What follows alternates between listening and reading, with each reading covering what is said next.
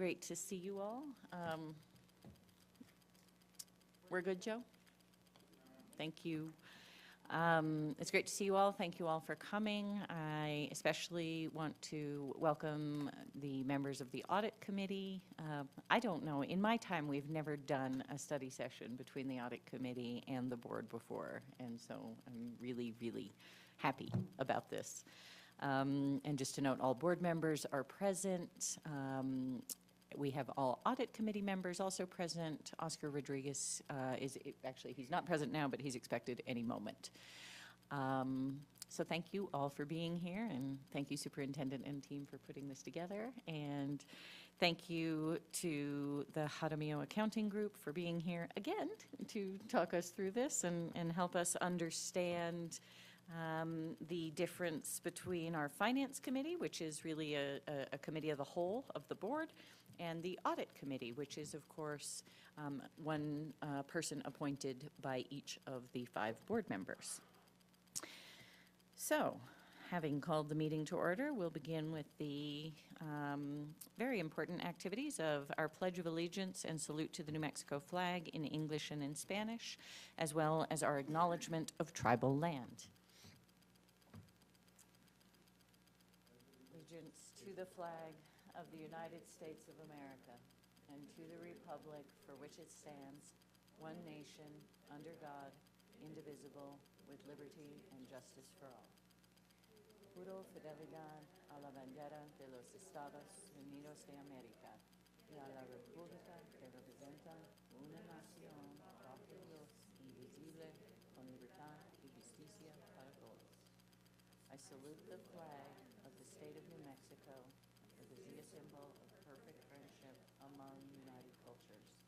Saludo la bandera del Estado de Nuevo México, el símbolo de la amistad perfecta entre culturas unidas. And the acknowledgement of tribal land. We acknowledge that our Board of Education meeting is taking place on occupied indigenous land. We acknowledge the Tesuque Pueblo lands and other tribal lands on which we stand. We honor these people, past, present, and future. We acknowledge the history and ongoing colonization of where we are sitting right now in New Mexico and in our country. We acknowledge our own place in the story of colonization. Thank you. On to approval of the agenda. Superintendent, do we need any changes? The Board President Noble, no changes tonight. Thank you very much. Madam President, I move to approve the agenda. Thank you, Secretary Bozay. Second. Thank you, Vice President Garcia. All those in favor of approving the agenda say aye. Aye. Any opposed? Any abstentions? Moving on to introduction of interpreter. Superintendent. Thank you, Board President Noble. Do not see anybody in the audience that would need it other than our interpreter, so if anybody shows up, you can ask. Right, so all sizes. And I was with a small firm that eventually merged and grew into Moss Adams. And then I started JAG in 2013. So we are a woman-owned small business and have been growing and thriving ever since, and really have appreciated working with the district and the committee over the past, I think it's been 5 years. And so the state auditor allows us to continue for 8 now, which is nice, because I think you really can gain some traction with your clients over time. And so, yeah, so there's new members of the committee, and I think that there is value in presenting some information on the Audit Committee and Finance Subcommittees. So, all right.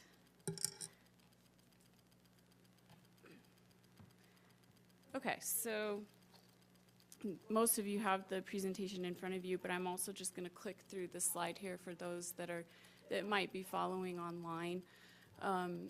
This is basically learning how to effectively utilize your committees and your Finance Subcommittee and to stay in compliance with the law. And of course, that does prevent audit findings, and it has a number of other benefits as well. So what we'll cover is what do you have in place currently? What did the legislature do? What was the intent? And what are the requirements you need to follow? And then recognize also some obstacles in the process.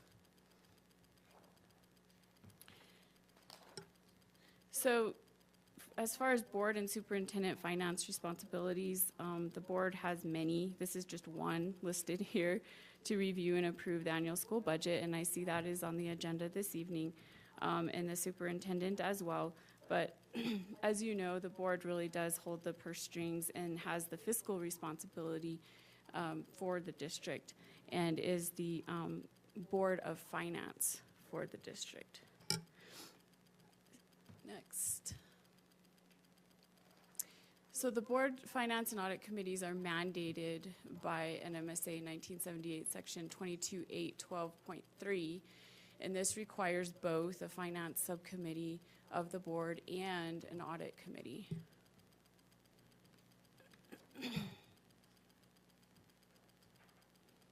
So I added in here the one source reference just for anybody that wanted to see the statutory guidance that might be curious about that. And then board member duties. This is the next slide here. Devote sufficient time to review the documents provided by administration. Asking questions for clarification is always good. And this really is for new board members. I know most of you here in the room you know your duties, but it's just important, I think, to keep in mind for school board members that they don't just entirely delegate everything to the administration. Legally, the school board is the governing body of the entity, and with that, they have the executive power.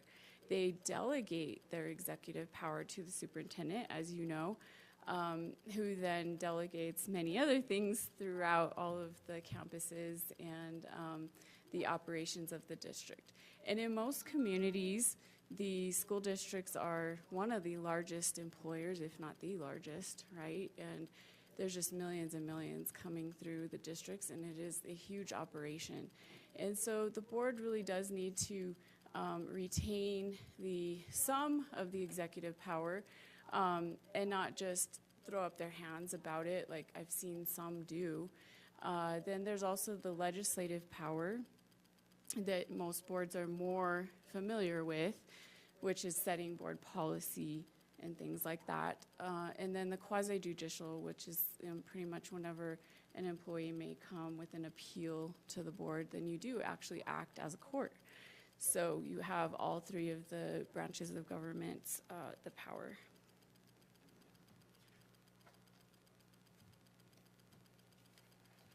I gave this presentation at the School Boards Association, so had a large variety of members there and a lot of new members, and just reminding everybody that it's okay to ask questions and ask for as much information as you would like, and especially new coming in. As I presented the audit to you all the other night, you can see there are so many funds. There's probably, I don't know, Robert's not here, but maybe 80 funds or something for the district, and every single fund is tracked. And there's just a huge volume of information to try to get your arms around. So why did the legislature even bother to have the audit and finance committees? Why did they set these up? They did not set this up for any other type of local government, and so they did this for school districts. Well, every 5 to 10 years, there's a very large profile case of school finance embezzlement. And of course, as we've talked about, the board has the authority and responsibility for the budget and finances. And of course, the community, it does impact reputation. And anytime something is questioned or not transparent or something does go wrong, then the district can suffer reputation from that, and financially as well. And just a note for the minutes that Oscar's arrived. Hi, Paloma. Welcome. Hey there.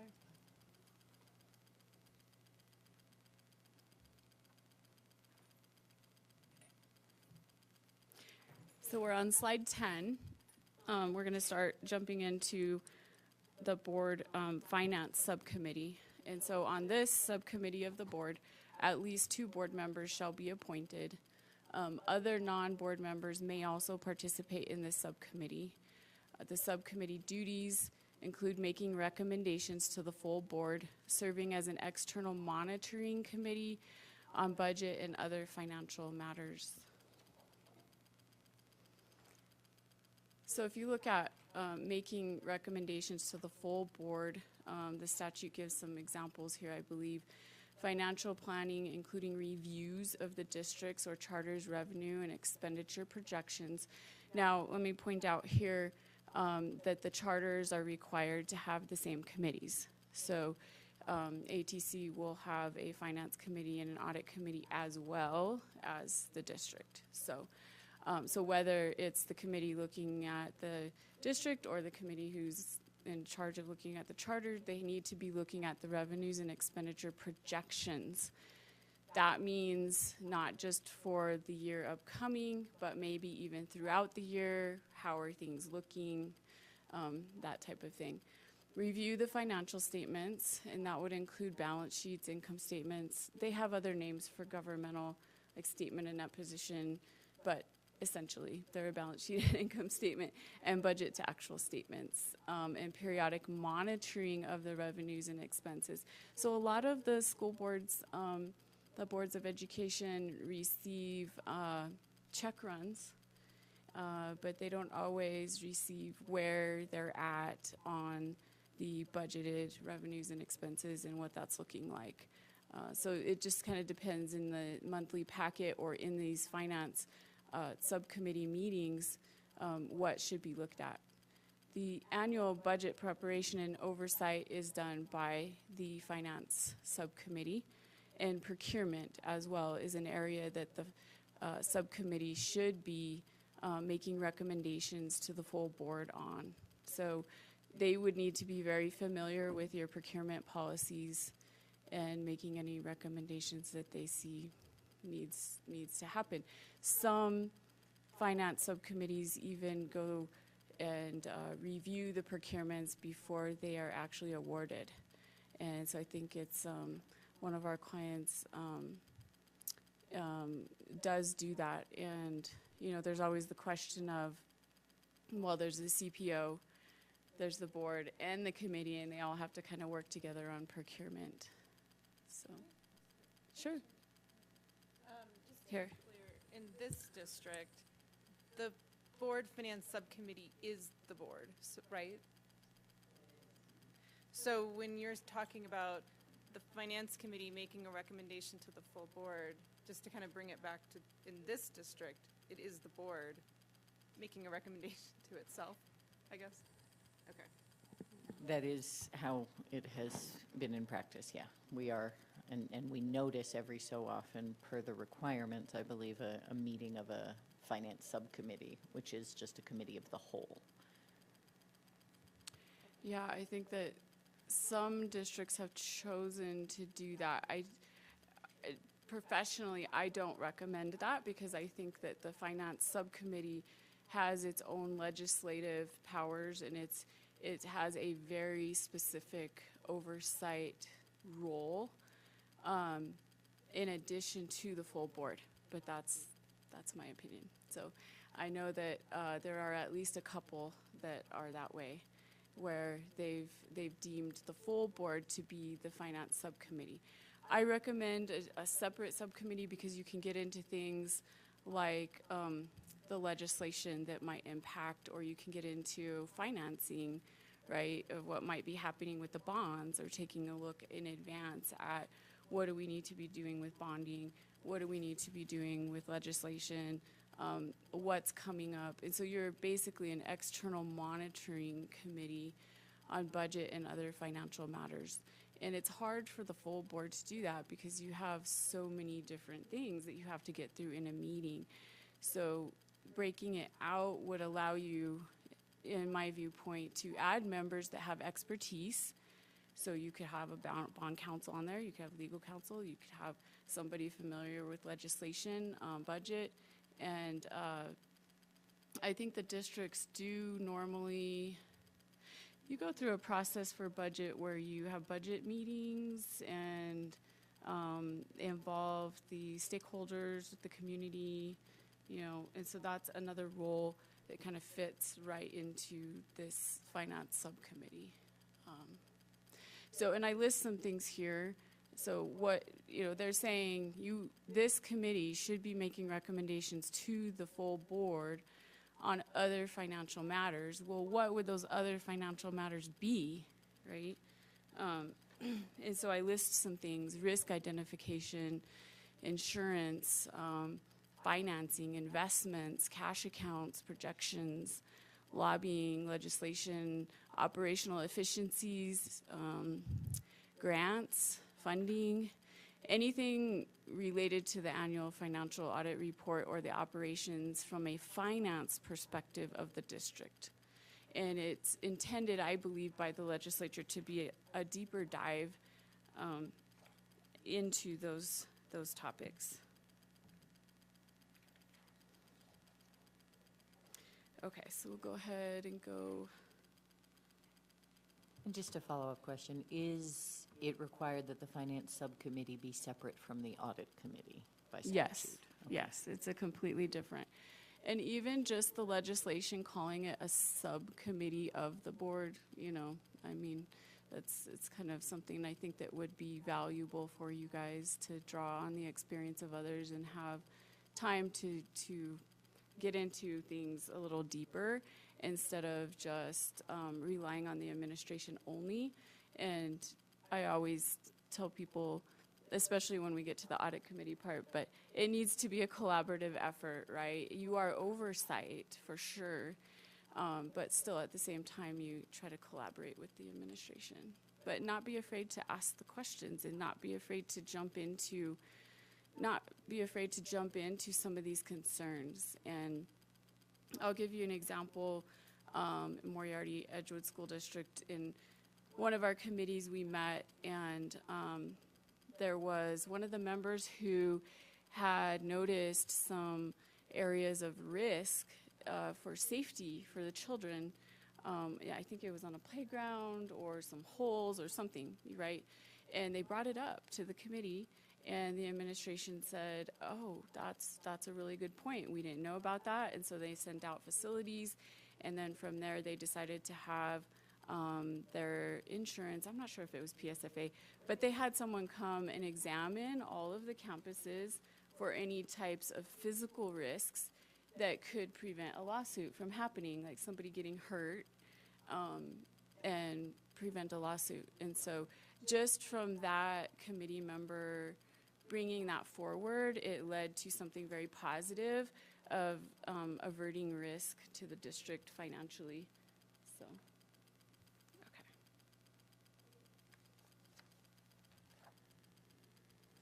And I think Vice President Garcia had a question.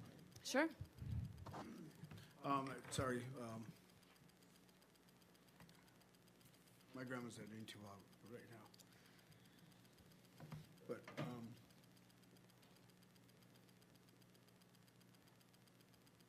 I understand what you're saying. Thank you for the audit committee. Thank you, Madam Chair, for actually running the audit committee. And because it actually takes all of us as a team to look at our school district budget. And we need some oversight from our school district, from our budget, to oversee our budget, basically. And yes, like you said, we have one in play, which is the superintendent. And I can remember talking to his Vice Chairman Lucky Varela, as well as Chairman Speaker Ben Lahan, as well as Kiki Saavedra, from, as you talked about, the legislative priorities and how the system works for school boards having board. But I know exactly what you're saying. This is how to view. Mm-hmm. Sorry, I'm just a little. And I see what's happening with APS, which I saw in the news yesterday, the day before. But you know, as our school district, we're actually doing very well, and I'm proud for the superintendent and his team, and so I'm very proud of that. And in regards to the projections, how do we go about looking at the projections for, to see where we're at with whether it's the county's DRT tax or the eighth tax or how we get the pie? What do you suggest on that?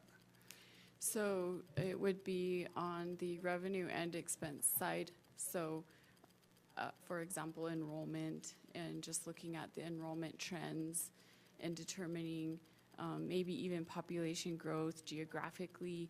And I know that the administration does this, but I think that the legislature wanted an extra like kind of oversight on that, and just trying to foresee what could be coming your way. And it could be on the revenue side or even the expenses. So. Thank you, Madam President. And just also in regards to my colleagues here, this is, as a policymaker, being on the school board these days is a little challenging. And I think Santa Fe Public Schools does an excellent job. And I'm proud of our superintendent as well as his team. And just want to say that. Thank you, Madam President. Sorry, just my ground was not doing too well. And Audrey, may I add, you said growth, but also declining enrollment. Mm-hmm. Very true. We dealt with that in my local district for so long, of the enrollment declining and just how are we going to cut, and looking forward to the different areas that needed to be checked, and it's hard. So it could be one or the other. And then sometimes if you're growing too fast, you're going, oh my goodness, it's class sizes, and do we need to go out for bond referendum to get more funding to even build another school, maybe in a different part of the district, so. Also, Madam President, Mr. Superintendent, in regards to the state legislature, as into the funding that all the districts have received, so are we guaranteed that funding for all of the raises for our teachers, or do we need to cover that? How are we looking at that? Yeah, that's a difficult one, isn't it? There's always what I call these unfunded mandates that pop up every year. So we have the legislature meets and suddenly you're mandated to provide raises and everything, and then sometime after that you get your SEG level and go, wait a second here, this doesn't balance. How are we going to cover this? And it's another area that I think definitely needs reform. Yeah.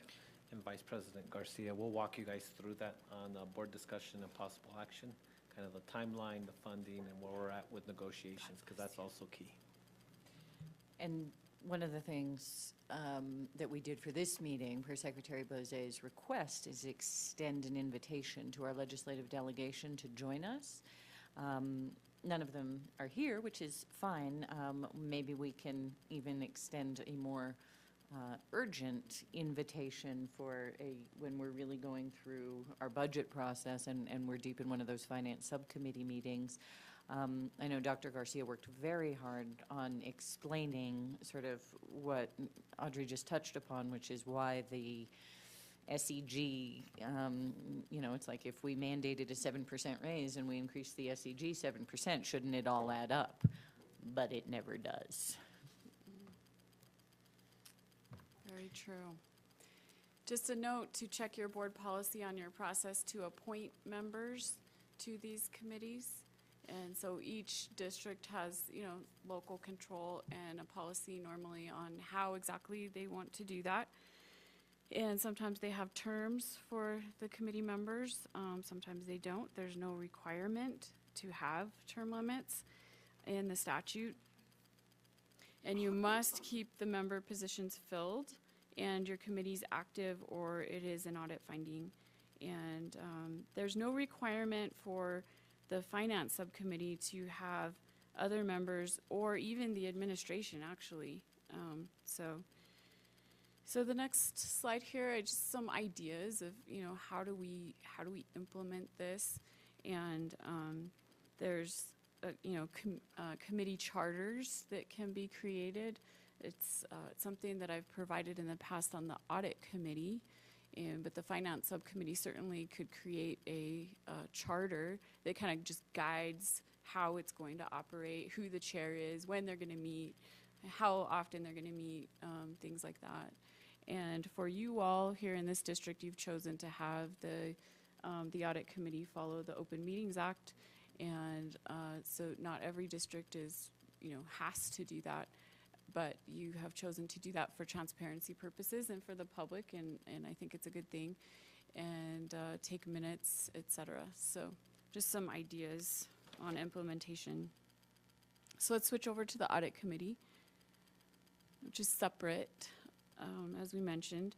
The Audit Committee is composed of 2 board members or more if the board has more than 5 members. You just can't have a quorum, obviously. 1 volunteer member who is a parent, 1 volunteer member with experience in accounting and financial matters, and superintendent and business manager are ex officio. They're non-voting members of the committee. And so just remembering too that the Audit Committee exists to advise. They don't necessarily make major decisions for the district, but they would be bringing forward, just like the Finance Subcommittee, recommendations to the full board. And so I recommend a standing line on your agenda for each time the full board meets, or once a month, just to report out, for these committees to report out to the board. If they don't have anything, then that's fine. They can pass, but there's, again, no mention of term limits for the board members.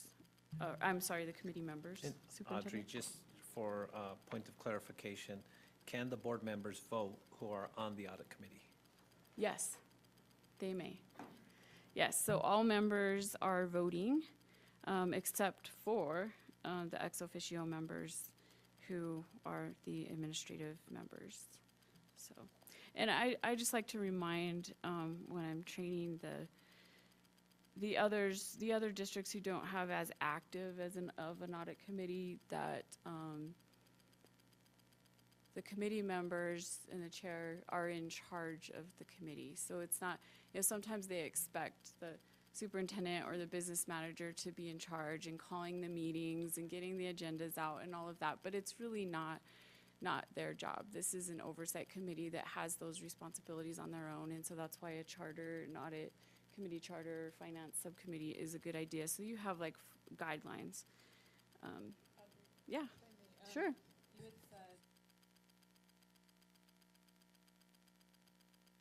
the board, and I can't remember how frequently you said, or address them how frequently. Just as a standing item on their agenda, but if you're not meeting that frequently, then, as soon as you meet, then put it on the next board meeting to give an update. And because the Audit Committee meets monthly, that might be our schedule. We do have a practice. I would love more engagement from members of the Audit Committee who ever want to come and update the board. Dr. Gonzalez and I, because we are members of the Audit Committee, often provide an update to the rest of the board.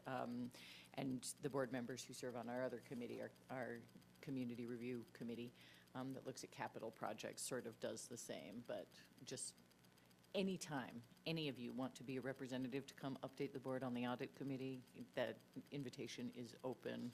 And I would say, I believe we have these on Audit Committee agendas, but we always have the advanced planning. And so you can see what the next board meeting date is after an Audit Committee. So that would probably be the right time. Okay, more duties or specific duties required by the statute include evaluating the RFP for the annual financial audit services. So that means you'd have to look at the RFP itself, and obviously before it's issued, not after, and recommend to the administration and the board the selection of the district's contract auditor. And that would include the CPO may officially approve the final decision by statute, but the recommendation must come from the Audit Committee to the board. And so again, the committee is there to advise the board. Madam President? Yeah.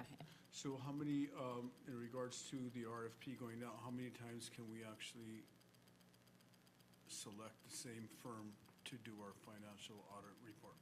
Good question. So they've changed it to where, professional services contracts go for 4 years, and so they aligned it to where it's 2 tranches of 4 years. It used to be 6, and so districts would go 3 and 3, but now it's aligned better with professional services, so it's 8 years altogether. Thank you, Madam President. And in regards to the solicitation of going out for a bid for the provider, so is there actually a requirement for the financial cost that we have to pay, that we can pay for the provider, or does the superintendent approve that? You would be approving the award at your board meeting that would include the cost that was in the proposal. Thank you, Madam President. So only for a certain 4 or 6 year term, right? You can do 4 and 4, or in our case, since it just switched, we'll finish our 6th year, and then you would have to go out to bid for the 2 extra years, or 4 if you wanted to switch, but. Thank you, Yeah. Madam President. Is that right? I thought we had just done it, so we might, maybe on our second tranche of 4 with you, but we're on year 5, and you think we have 1 more on our Yeah, it was still under the old audit rule, Okay. so it's in the 6-year time frame. So to extend it for 2 years, then you still have to do the RFP for those 2 years. Probably next year, Yeah, right? Yeah, Mhm. after 1 more audit, I in other believe words. so. Yeah. Would have to check, but I think that's correct. And just to say, CPO is Chief Purchasing Officer. Yep. Yes. Okay, additional duties of the audit committee: attend the entrance conferences and the exit conferences for the annual and any special audits. So we have had districts in the past that have had, either they've been designated by the state auditor, or the district itself decides, well, let's have a special audit, we have something that we need to address. And they just miss that entrance and exit is required with the audit committee. So audit committee is bound to confidentiality as well. So sometimes there's sensitive situations in those special audits. And of course, anything by the state audit rule, anything that's discussed about the audit and the audit status during the course of the regular audit even is confidential.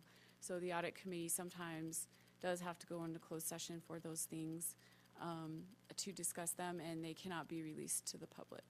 So this is pretty strict about that. So, Madam President, in regards to that question, so the audit committee is it a public meeting or it's not a public meeting? You all have chosen to follow the Open Meetings Act with it, and it's not required in statute that I'm aware of, and I have researched it. I think there may have been long ago an AG's opinion about committees, but I believe it could have been talking about other committees like the LFC and the PSCOC, things like that. This statute came afterwards and does not mention anything about following Open Meetings Act. But regardless, you all, like I mentioned, are doing it to be transparent, which is great. But anything to do with the audits has to remain confidential, so then you have to go into closed session anyway. Sure. So I think I'm a little confused about what needs to go into a closed session in light of the fact that we have public audit committee meetings. Can you be more specific about that? Sure, yeah, that's a good question. So anything relating to an audit in process, or even something that related to, you would follow all the normal confidentiality rules, like anything legal, anything personnel related, anything that you would go into closed session for your board, you would in an audit committee. And that includes the audit process itself. So even when we do the regular external audit, when we come in and start talking to you guys about status of findings or, status of anything about the audit, it is not to be in an open meeting. It cannot be an open meeting. So the state audit rule prohibits any public information about details on the audit. I mean, you could probably say the audit is in process, but that's about the extent of what you should say. So actually, us as policymakers here, as my colleague sitting next to me, you are the committee that is appointed to give us a recommendation after the auditor gives you and then you come to us, we're actually the policymakers, so we're the ones that actually are the elected officials and say how we do it and what we do it, right? That is true. If the audit committee sees anything that needs to be changed to correct a finding, or if they see something that's happening with administration or whatever it might be, they would be advising the full board. Yeah. Does that help? Yeah, I guess, yeah, so we would know from you ahead of time what is coming on that, so that we would say, okay, this part is gonna be closed, or we would have a separate closed meeting, or something like that. We've usually been pretty good at closing it, and a lot of times on the, well, it's been on Zoom, so And- we know who's attending and who isn't. Most of the time, the public does not attend. But And then also, Madam President, if we can just make sure that you actually go through the superintendent, that way he can rely on the board and his public information officer too. That way they can, if anything, they can relate to the press.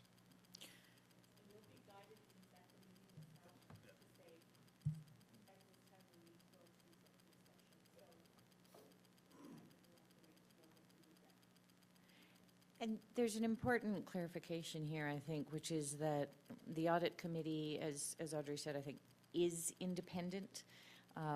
But in this district, we do use professional staff support a lot. And so they will tell us and will recommend the agenda, how it looks when it calls for an executive session, in consultation with the JAG team and all of that. So it's not necessarily something, Denise, that you have to know when it's coming and be the one to call that every single time. No, the staff support provides that for the audit committee. Right, yeah, and I know kind of a separate topic was the timeline of when these things are happening. So I don't know if we were gonna touch on that today, or if that's gonna still be a separate conversation, but that's kind of where my mind is. Sure. When are these things happening? No, that's a very, very good question. So the entrance conference normally happens in the April, May, June timeframe. And that's as soon as the district executes the contract with the auditor, and the auditor says, okay, we're ready to come in and do some preliminary work, which we call interim work. And during interim, we test controls and compliance and some of the federal grants. And we like to do that in, like I said, April, May, no later than June. And so you will have an entrance conference around that time to kind of kick things off. It would be one of the monthly audit committee meetings. And so that just depends on the contract though, because we can't start until we have the contract. And then you'll see there, the requirement is that we have to meet monthly with the audit committee at least from the time the audit begins, so in the spring, all the way until through submission. And if, assuming your audit is on time, that's due November 15th. Then the state auditors, yes, ma'am. November 15th, yeah. And then the state auditor's office takes those reports, reviews it all, and goes through a big, long quality control checklist, has us correct anything that they think needs to be corrected. And then from there, they eventually release it, and there's a 5-day waiting period, and then it goes out to the public. Once it's public, which is normally this February timeframe, March, then sometimes it's sooner. It just depends how backed up they get at the office, at the state auditor's office. But then from there, it can be released to the public, and then the state audit rule requires that we present to you all, like we did the other night, in an open public meeting, and that's when the entire packet is released to the public, and you don't have to worry about confidentiality at that point because the state auditor has put their stamp of approval on it. So it's just everything from, in relation to that fiscal year's audit, from the time it starts. So for 22, let's say that we were able to start in May if we can get the contract executed, and then all the way through, November is when we'll be meeting monthly, and the entrance and then the exit conference. And the exit conference happens right before submission to the state auditor's office. And it's normally right before November 15th. So, Go ahead, Margot.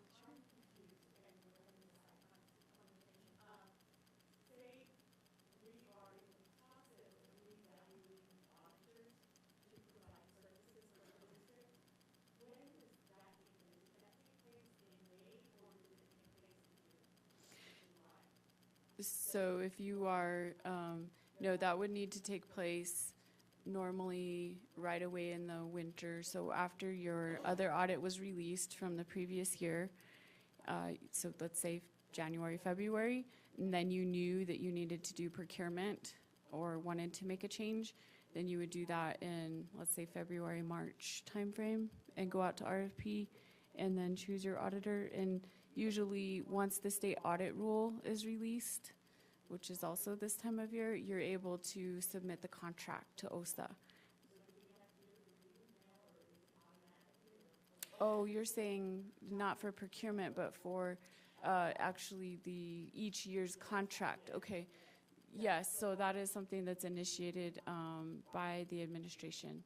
And if the audit committee was going to say, you know, we definitely need to make a change here, then you would need to communicate that to the administration before they executed the contract with the auditor.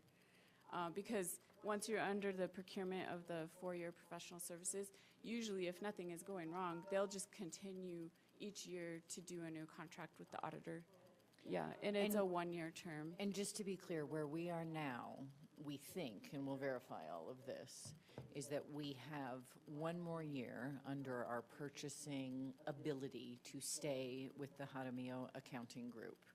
So it sounds like we don't have a contract for the new fiscal year, but we would be, and the audit committee, I'm not exactly clear what role you play in the contract renewal, but my assumption is that we're renewing with JAG, and we will have a new contract soon for the fiscal year that is about to end, for auditing fiscal year 22.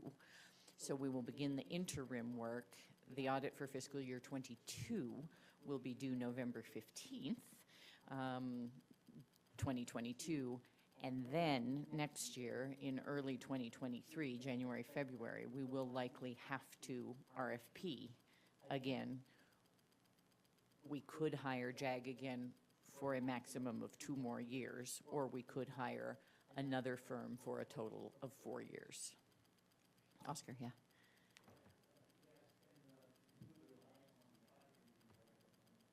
Yeah. Push your button so it turns green. Right at the bottom.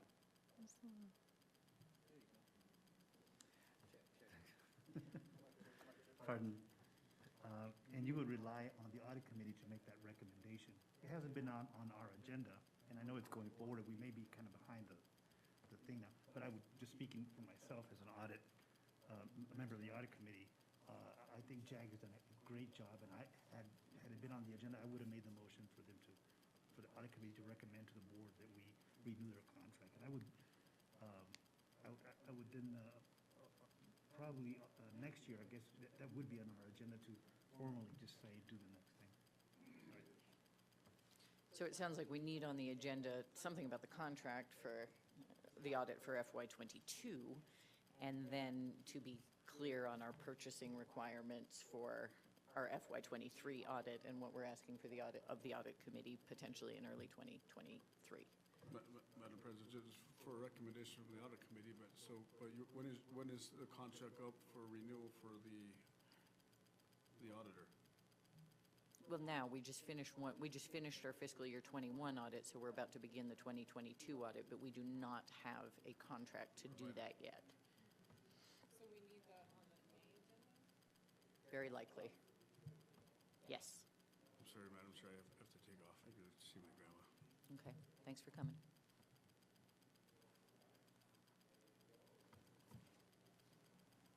So we'll work with business services, that way we can get that on the agenda. 72 hours. prior to the meetings. We want to make sure we're publishing the agenda 72 hours prior to it. The point of contact, we actually have a new point of contact, and this is Evelyn Valencia, our Deputy CFO. I apologize for not introducing her earlier. If you can introduce the new point of contact for the Audit Committee, and then we'll make sure to make that introduction, that proper introduction. So we have a new administrative assistant that started last Thursday, and her name is Dorothy, or she goes by Dottie Vihil. So she's our new administrative assistant. And we'll get you guys that information, contact, email, phone number, so you have that at hand. And our practice has been that really it's the chair who approves the agenda. So if you as a committee member want something on the agenda, I would think that the correct practice is to be in touch with Denise. And we try not to leave it to 72 hours before, because there's administrative things. That's the ultimate deadline, but we tend to do it more like a week before. Okay, the statutory duties of the Audit Committee continued being accessible to the external auditors. And sometimes there are situations where, communication might be breaking down and the auditor has to come to the Audit Committee and ask for things, or vice versa. The Audit Committee could be asking the auditor to communicate. So it's just important to keep that two-way communication going constantly throughout the audit process. And then track and report progress. This is the Audit Committee's job here, to track and report progress on status of most recent audit findings, and to advise the board on policy changes needed to address the audit findings. And so I know that management here does track the findings, and that information is presented to the Audit Committee, and the Audit Committee takes a look at it, and I know asks a lot of good questions and should ask hard questions, and to be that oversight and kind of check and balance on administration to ensure that things are headed in the right direction. And we tend to, just for terminology's sake, call it a corrective action report, our plan to address the findings. So again, they throw in, provide other advice and assistance as requested by the board. So board members, if you want your Finance Committee Subcommittee or your Audit Committee to check into anything, if you're curious about something or you think something needs to be looked at in more detail that you want done, you just ask. Just say, hey, can we have the Audit Committee look at this? I know for us in our charter for Moriarty Edgewood, we put in there that we would do 2 random audits of student fundraisers, because that's a huge area for fraud. And so we would choose as board members, what it was that we wanted looked at, or just like chorus fundraiser, for example. And then the Audit Committee would go in and take a look and make sure all the receipts were there, that all the paperwork was done, all of the permission from the board to even have the fundraising was done. All of those things. And since you all are the closest to the community, you hear the rumblings and you hear the complaints. And so if you hear something of like a red flag or a concern, that's where you can say, even informally, you can ask the Audit Committee to check into something. So, yeah, it's a good tool to have. And as I mentioned, complying with confidentiality requirements as well. Okay, so just kind of reflecting on the legislative intent, I think that's definitely something that they wanted the school districts and charters both to have more accountability and checks and balances on the administration. So it didn't all fall to the board, but to have more communication through the committees and with the administration and to the auditor. And I think what happened was there are a lot of instances where there was just such a disconnect between the auditor and the boards. And so when things would go wrong, the board members would say, well, I didn't know anything that was happening in the audit. I knew nothing. And so that was maybe their way of bridging that gap and making some oversight responsibility a little clearer, and also throughout the year. There was also a time too, and there might be a slide in here. Let me look here. There might be a slide on the, yeah, here it is. So there are sanctions for late audits, and I don't think this has been repealed, but this is a pretty old legislation where the SEG penalties are pretty strict for late audits. And so it's another reason just to make sure the audit committee is keeping things, you know, on time and making sure that the audits aren't late, because it can impact your SEG. With the PED can withhold it back. And so it is, you know, another thing that they wanted to make sure that the audits were being submitted timely and that the findings were being followed up on. Oscar, sure. Is intervention considered a penalty? Intervention considered what? A penalty? A The penalty? state comes in and takes over? Yes, I would consider that a penalty. A penalty to local control. But I don't know financially if, you know, it's specifically for late audits is the way it's written, I believe. So, as far as implementation, you know, again, there's lots of different ideas. I would say, you know, staying active in tangible things for the audit committee would be a good idea. You know, take a look at specific areas of risk or specific things that you think need to be improved. One of the recommendations that we've made in the past is eventually to have the district preparing their own financial statements. And that is a process that happens over time. APS does do that, and there are other districts that do prepare their own financial statements. In other states, it's pretty much, it's about 100% that prepare their own financial statements. So New Mexico, again, is far behind in this area, and I would like to see local governments kind of raise the bar, right? So you do contract with us to prepare the financials, but you still have to have you know, someone with the skills, knowledge, and experience to say, yes, JAG did it right. We're signing off that it's all correct. And so, you know, they do that. But even to know the governmental accounting standards and all of the journal entries and everything is something that we've been encouraging over the past 5 years to improve in that area and move toward closer and closer toward preparing your own financials.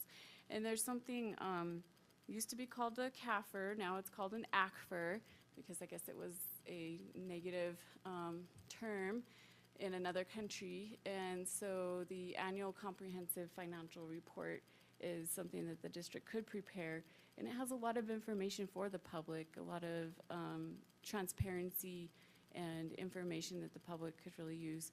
You get to add in some schedules and things, and the annual report turns looking really nice. So there are other, and then you do get an award from what's called the GFOA for doing an ACFR, and so I know many entities throughout New Mexico, not very many, but some do actually receive that award. And APS is one. I know Bernalillo County, I know North Central Regional Transit District up here receives that award, and it's really a nice financial statement award that you can earn from the GFOA. And then there are other awards that they offer too, like on budget, and so there's budget awards and PAFRs, which is performance, basically a little performance report that you can put out and get that award.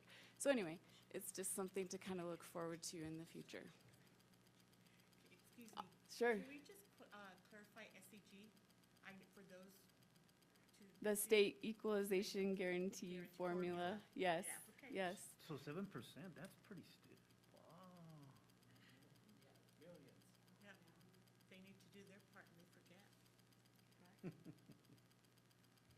no consequences for them.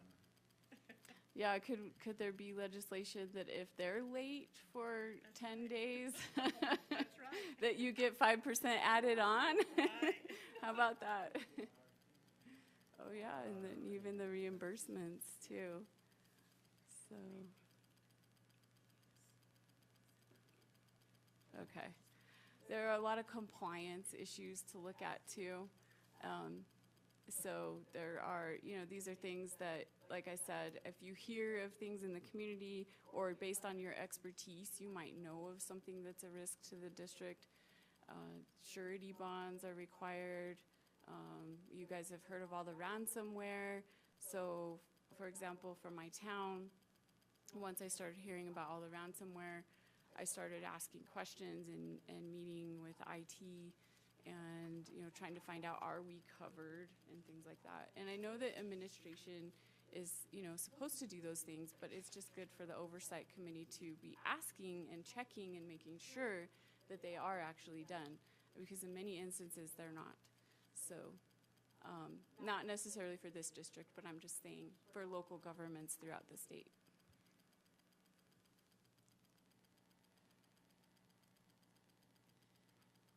Okay, so training is always a good thing, and something that we've been recommending, like I mentioned the other evening, for a CPA firm to come and train on accrual accounting and the auditing standards as well.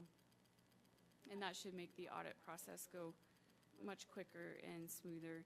And again, we can't create yearbooks and then audit yearbooks.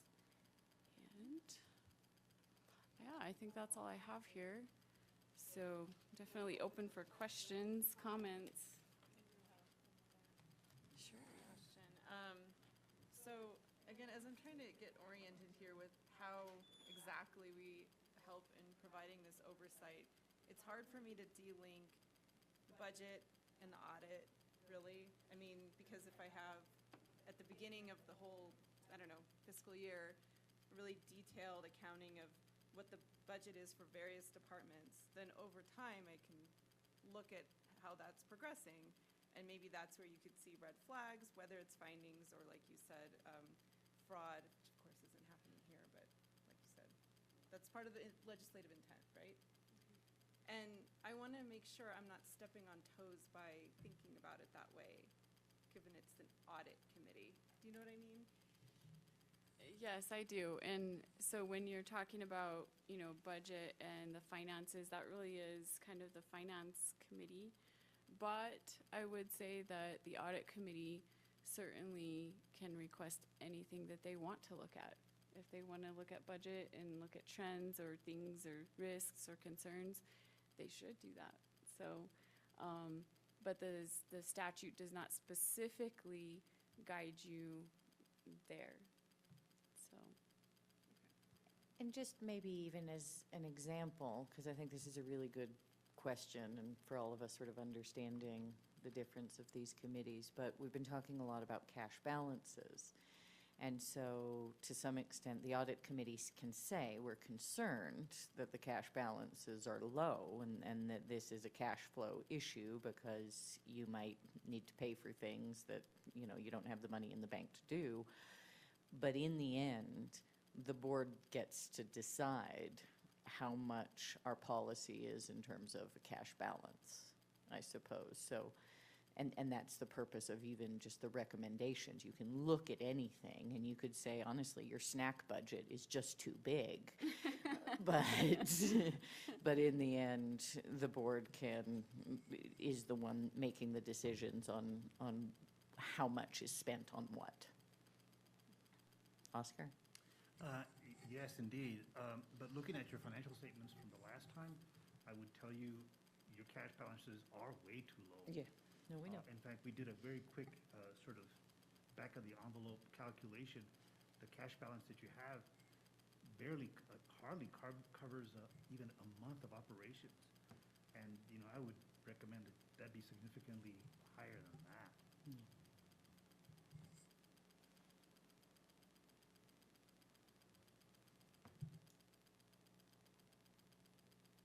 Do you want to follow up on that at all, Denise, or? On his comment? No, just on your question about looking at the budget for the function of the audit committee. No, I think that's helpful, because, I guess my question wasn't around, who's making the final decision, more about once that decision's been made, that there's, I guess it's, we're fully able to ask for the detailed, so that that can enable us to have some level of oversight throughout the year. Yeah, and the statute specifically directs the audit committee to be following up on audit findings, of which, you know, the cash balances is an audit finding for this past year. And so you know, that's within your statutory duty to do that. I would say in the audit committee, if there's anything you see as a risk, that you can request that information, and the administration should be providing it to you. And just, you know, be empowered to say, you know, we are an oversight committee and we want to look at this or that, or we want to do a little mini audit on something or check on compliance. What you're talking about with the budget on the maybe more of the projection side and proactive side is the Finance Subcommittee, though. So they're two very different roles, the way I see it. Finance Subcommittee would be looking at things like bond ratings and maybe future projections and cash balances and things like that. The Audit Committee is going to be, hey, we have a corrective action plan on this cash balance problem. Are you, Superintendent and Finance, are you doing what you say that you're going to do to fix this problem? And then holding them accountable throughout the year. Yeah, Marco? One of the issues that was not brought up was the educational technology note. Mm-hmm. And how is that fitting into all of this? Because at one time I remember that it was supposed to be the direct oversight of the audit committee to oversee the budget and what was going on with that, but So I looked into that with our former general counsel, Gino Zamora, who is now our board counsel. But he did work for the district, and that was, I don't believe it was ever put in policy by the board, and I think the superintendent looked into that. But it was, at the time, the public commitment made because an ETN was very new. And what Gino said was that under then Superintendent Boyd, that this was just a new bond for technology, and so that there was an explicit additional request and commitment made that for, as they launched the ETN, that the Audit Committee, including the representatives from the community, would be very involved in how that rolled out. And we've now done 2 or 3 rounds of it, and more districts have done it since, I believe, and so it's become much more of an understood practice in school districts. And that was just, honestly, informally, I was like, there's a really good question. Who would know this? Because the superintendent had looked into what was written down, and Gino did have full memory of how it all worked then.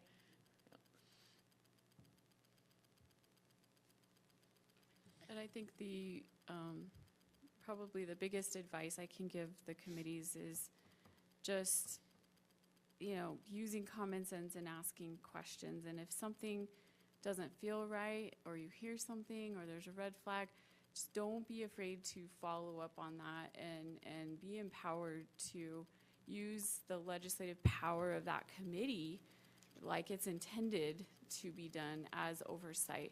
And so, I can give you another example from a school district, and this is public. We did the forensic audit, but it never made sense to anyone why their high school's yearbook fund never had any money. But yet, no one ever just brought that forward to say, let's just dig into this and look at this. And it turns out that there have been fraud for years and years and years. But if you do a simple calculation of the price of a yearbook times the number of yearbooks minus the invoice for what you paid the vendor, it turns out there's hundreds of thousands of dollars, right, that should be there. So it's just sometimes it's just common sense things that people just don't even, they just don't, I guess they don't ask or connect the dots from what they're hearing in the schools. And so Or Just there is wanna- this thing that you had in the presentation, it's too complicated, Yeah, and I don't know enough, and that's something, God bless you. I feel like for 5 years on the Audit Committee, for me personally, I have had to sort of work on that imposter syndrome again and again and again. It's not too complicated. I'm not smart enough or not knowledgeable enough. I can just ask the question if I need to. What is the path or recourse if an audit committee sees something like what you just described? So if let's say in that circumstance, somebody who was responsible for that fraud was participating in the meetings, and was non-compliant or something like that. So then, does that ultimately just go to the governing body to decide how to deal with that? So that's a great question. I think that it takes keeping in mind the confidentiality aspect of it first and foremost. It's different if there would be a member of the committee themselves, right? If it was somebody, well, let's say the business manager, because they're ex officio, and you found out that.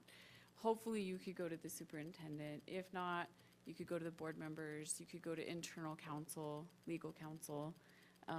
Anytime there is suspected fraud, it must be reported immediately, it says, to the state auditor's office. So even if you all had timesheet fraud, say a substitute lied on a timesheet, something like that, you're required to immediately report to the state auditor's office, and it becomes an investigation, and it is held confidential until the personnel matter is completely investigated and resolved. And the same thing with anything financial. We do a special audit or work through the problem until you found out what exactly happened.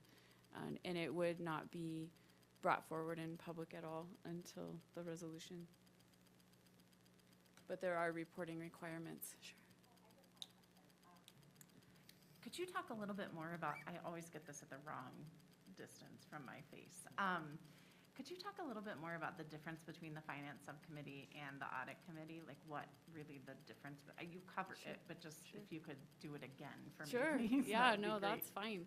I want to go back to that slide where I list some of the Finance Subcommittee roles and duties, because that'll help us. The Audit Committee, these bullets, like the 1 through 7, they're very specific of what the Audit Committee has to do. The board, the Finance Subcommittee of the board has different roles. So let's just look at it here.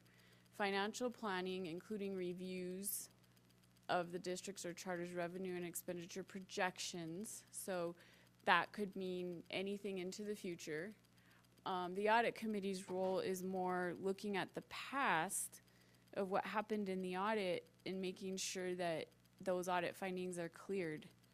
And so then also reviewing and monitoring like the current revenues and expenses, the balance sheet, and the annual budget preparation and oversight.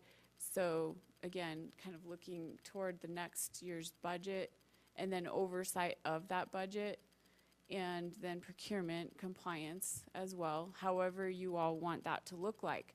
Like I said, there's some districts that actually will work with the CPO and review the bids. They choose that they want them to do that.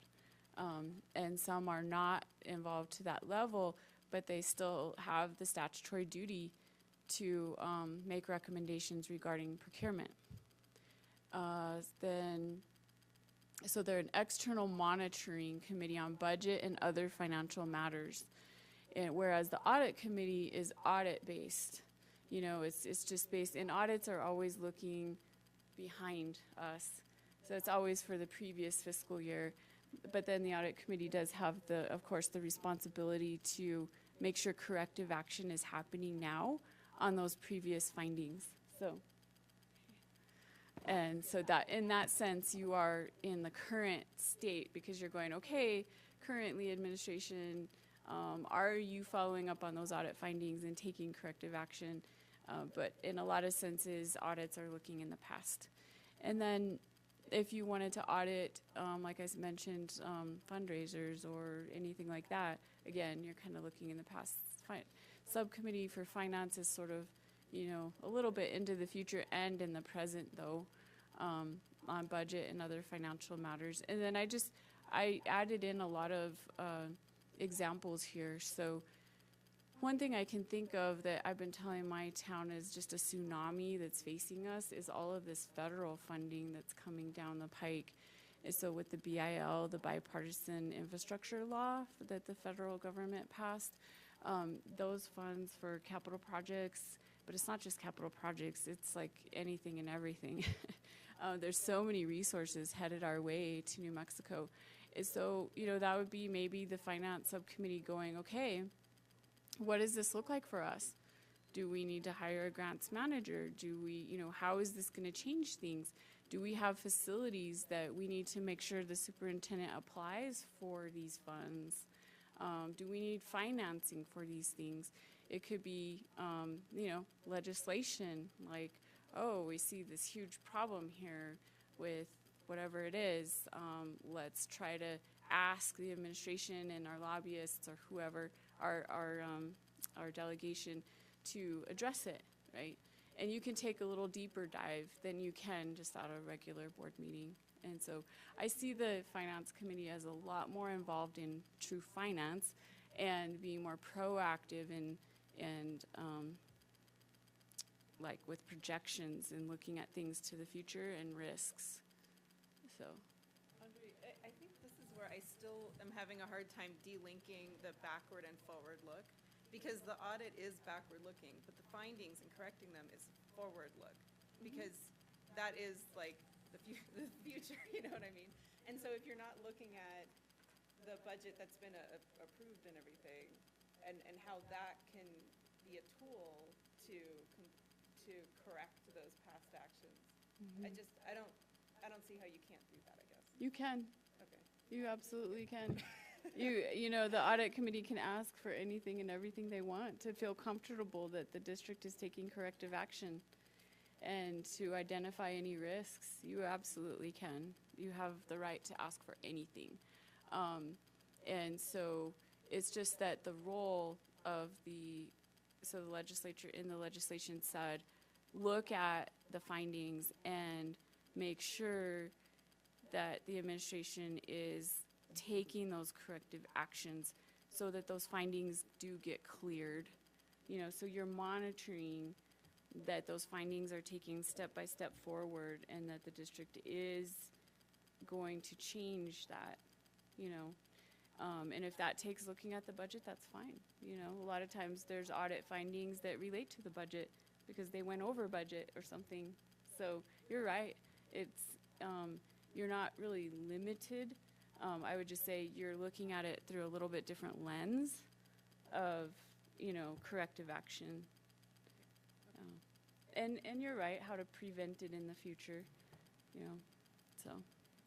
It seems like, go ahead, Oscar, were you gonna, just to make a comment, it seems like, I think it's great to have the entire board involved in the Finance Subcommittee, but I wonder if it would be helpful for us to be bringing in other voices to talk about things like the budget and to talk, things like, that are forward-looking. Denise, I'm just thinking about your experience and your insight and other members of the community's insight into that Finance Subcommittee to sort of broaden to do all of the things that Audrey's accomplish all of the things that Audrey's talking about. I feel like it would be really helpful to have other professionals and also community members, to have parents or teachers or, folks on the Finance Subcommittee to be able to add more insight. I don't know if there's a history or a reason that we don't do it that way, or. I don't know the history of the reason. I bet there is, but I don't know it. But I'd love to hear your thoughts on that, Audrey. What if we added members? I mean, is there any reason we couldn't continue to keep 5 board members on the Finance Subcommittee and then add community members to a Finance Subcommittee? There's no reason that you can't. So the legislation doesn't insist that or mandate that you do. Like with the audit, there's the parent and the one with accounting and financial background. But with the board finance subcommittee, you can add members, experts in any area that you wanted, which would be great, you know? So, And we might want to think about that so it doesn't become unwieldy as a large committee. And, you know, I think it would be fine. We could even have more members than board members because the board would ultimately make the final decisions. But I think it's a really interesting idea. Oscar, you were gonna say something earlier. Okay.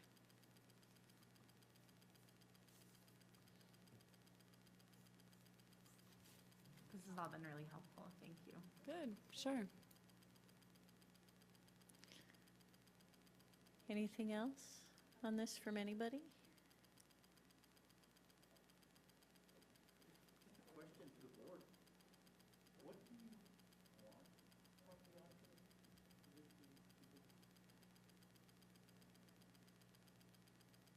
To make sure we have a clean audit next time. There, I mean, really, like, I think to make sure that we're identifying any areas of fraud or any places that need corrective action, and then overseeing that corrective action throughout the year so that we can ensure that there are fewer findings the next year, would be from my perspective. From my perspective, I think what President Noble said would be helpful earlier. I would love to have an update after your meeting, at our meetings. I realized, because of the committee that I sit on, all the information that happens there, and I thought, well, it must be the same in the audit committee. I would love to glean some of that, like the highlights, and so I think that would be really great if you guys were up to taking turns, or however you wanted to do it, having one of you come and speak to that after your meeting to our board meeting. That would be great for me. And I must say, I think it's a little different from CRC because everything needs to be confidential through the work of the audit. So that, you know,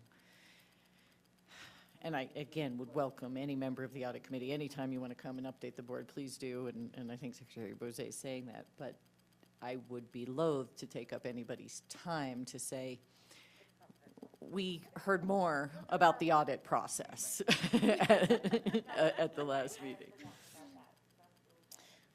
So that there are times when, yeah, I'm just trying to think what that information could be. Is it possible to do it in closed session with the board? Yes, you Okay. can discuss audit progress and audit matters in closed session. Okay, You so can do that. we could take the board into a closed session and have, you know, even something like this with the audit committee, we could all go into closed session. Yes. Okay. Yes. Also, another idea is that when the exit conference happens, which is where, when the auditor tells us, these are all the findings that we have, these are concerns that I have, you know, whatever she can say, all that happens in executive session, guys. Couldn't anybody from the board, couldn't the full board be invited to those exit conferences and that way?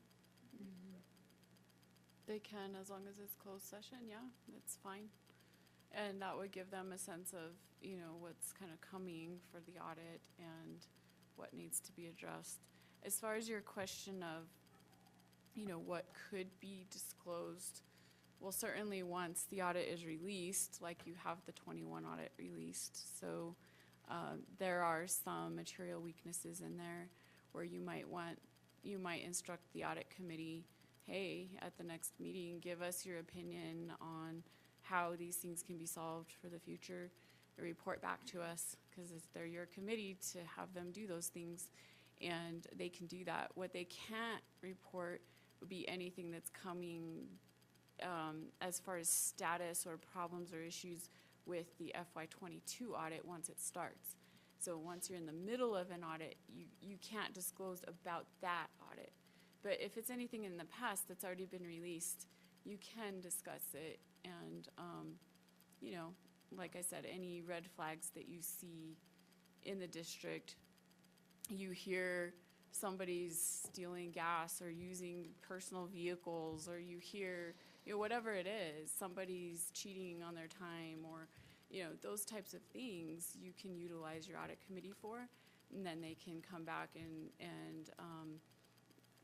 considering personnel and all of that, but they can do kind of that work in a deeper dive for you and make recommendations. Like, let's say there's a policy that needs to be changed or legislation that needed to be changed. They could report that to you. So I think that even might be a nice idea, just, maybe to think about whether it's quarterly or every 4 months, some sort of update on the corrective action plan, because that is something that we could talk about. And just also to answer Oscar's question, I think I'm with Board Member Anderson, and just to say, again, terminology, we do have a clean audit with an unmodified opinion, and we have made a lot of progress on the findings. The number of findings is substantially lower than it has been in years past. We're on a path, but I want the Audit Committee to continue on the path that it's on. I'm very grateful to all of you for serving. I'm very grateful to Denise for really rolling up her sleeves and digging in and taking on being the chair and an active chair. And we want to keep making progress. We want to make progress as fast as possible. And, even to the point that Audrey raised of, getting our team to do their own financials. I'd like us to get there and raise the bar. Now that you've set out that goal, we can be a district that leads and pushes the standards higher as to how this goes in New Mexico. And there's been a lot of discussion about that. Thank you, Oscar, in particular, for being a tireless voice on how's this going. And, I think that we have a rejuvenated audit committee with the members here. And, Margot's long service has been incredibly valuable. Thank you. And with great new members, really appreciate that. But, we're on a really good trajectory, and I hope we can keep getting better and accelerating the progress that's being made. And honestly, Audrey and her team have been incredibly valuable in their time and the candor with which you speak to us. And, this is somebody who knows public finance from a number of different realms, including obviously school finance, and that's been really helpful. So, but we've got to keep going, and we've got to clean up some of these things. And I think, to your point, Sarah, if we could actually have and think about sort of updates on the corrective action plan and making progress, that might be a good way to have more interface. I have a question about that, actually, because I was thinking that the corrective action plan and what we're kind of up to with that, or recommendations, would be a way to provide those updates. But I feel like some of the policy recommendations, or recommendations that Audrey's put forth about consulting services and that sort of thing, well, maybe we could be more direct on that. But some of the policy considerations, I think, can be very sensitive with respect to negotiations with teachers, for instance, when we talk about cash management. I don't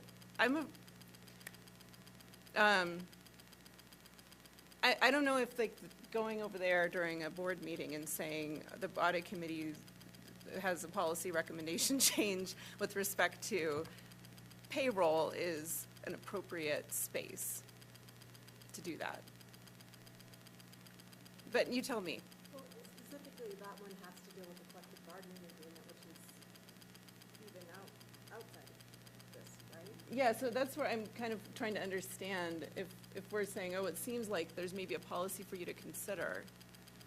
It's not our place to get really in the weeds in that in any way. But if that's what's driving a finding, You have every right to look at that and make recommendations, no matter what realm it is of the district's operations. It's not untouchable, but I do understand your point about, does it need to be in a public meeting? And so if it is something sensitive, I think that's where you can work with the administration, the superintendent, and say, hey, could we have the board members come into an audit committee meeting with us? And if there's reason, so we have to be careful, since you've chosen to follow Open Meetings Act, and there would be a quorum, you'd have to say, okay, you know, does this relate to some kind of legal action or et cetera? Unless it was an current audit issue, it could go into closed session. So, you know, you just have to kind of follow those rules with OMA. But I think that it's completely appropriate to tackle those things and communicate it to the board in any format. Yeah, and if I may, and then you, I would say that's exactly right. Please don't be afraid of anything and bringing anything up, but there are,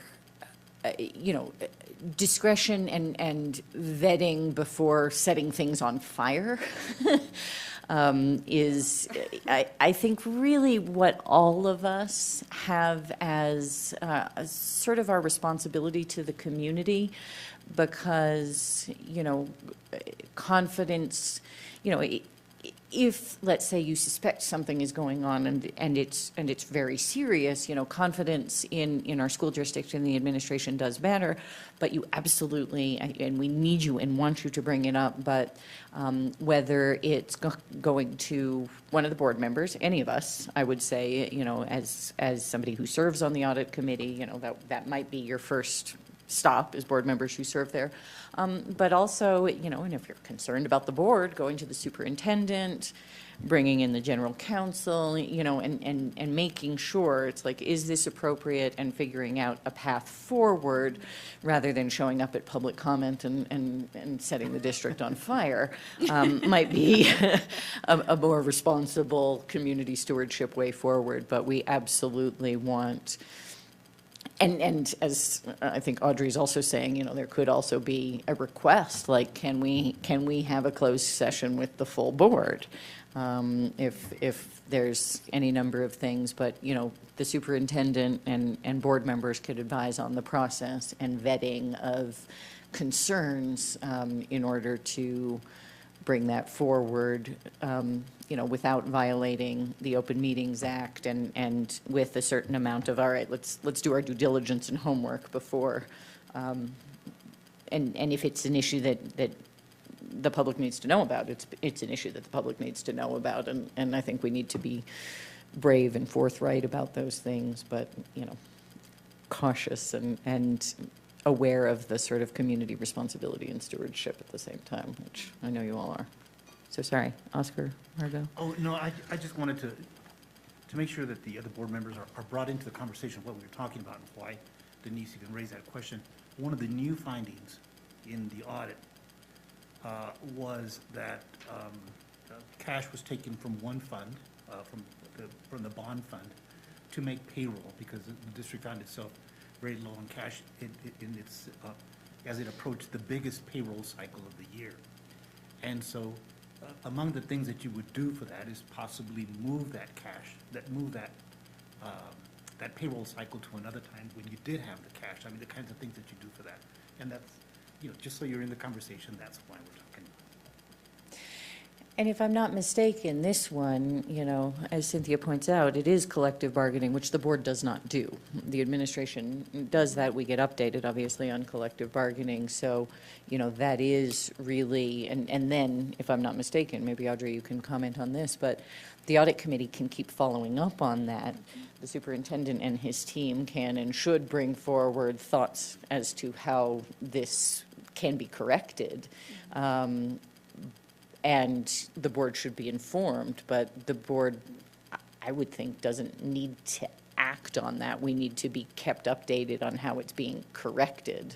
And we could investigate our options if we suddenly were like, nobody is doing anything to correct this issue, then, the board might want to chew on its options. But that one, because it is collective bargaining, does need to be really run through the superintendent.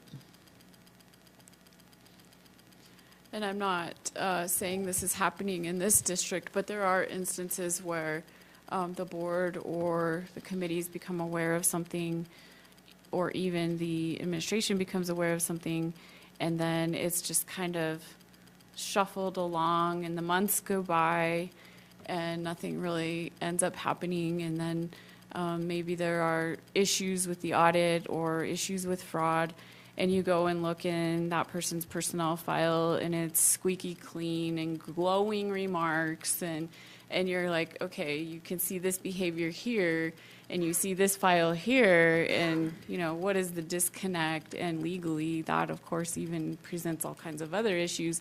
So just, having that oversight to not let things linger is important, too. So. And you have been clearing findings, been doing a great job. And the charter too, I would like to recognize Larry and the charter school for all of their great work that they did. A lot of those 20 findings, I believe, that Robert referred to in the meeting were the charters, and they have cleared them, and they are doing much better. So Christine and Larry have worked really hard, and I know the district is too, but I have to commend them as well.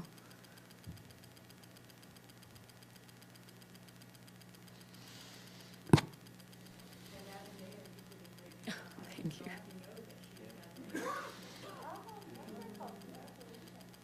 Or condolences, I say.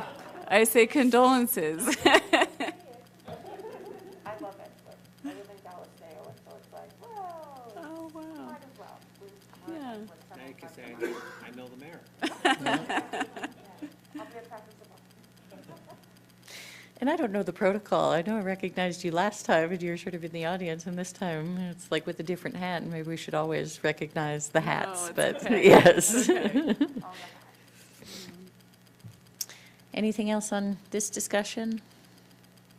It's been great. This has been great. Good, yeah. Anytime you guys need something, just reach out to me, and I'm happy to try to help things move forward in New Mexico, right? Hallelujah. We are stronger together. Yes, very much. And thank you, Audit Committee. Yeah, I didn't realize that the whole committee was going to be such, so that's just super awesome. And thank you for your service. Almost.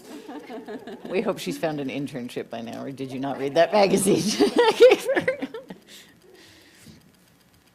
All right, well, we can release the Audit Committee. We can release you, Audrey. Thank you so much. Really, again, appreciate all your service, appreciate your work. Of course.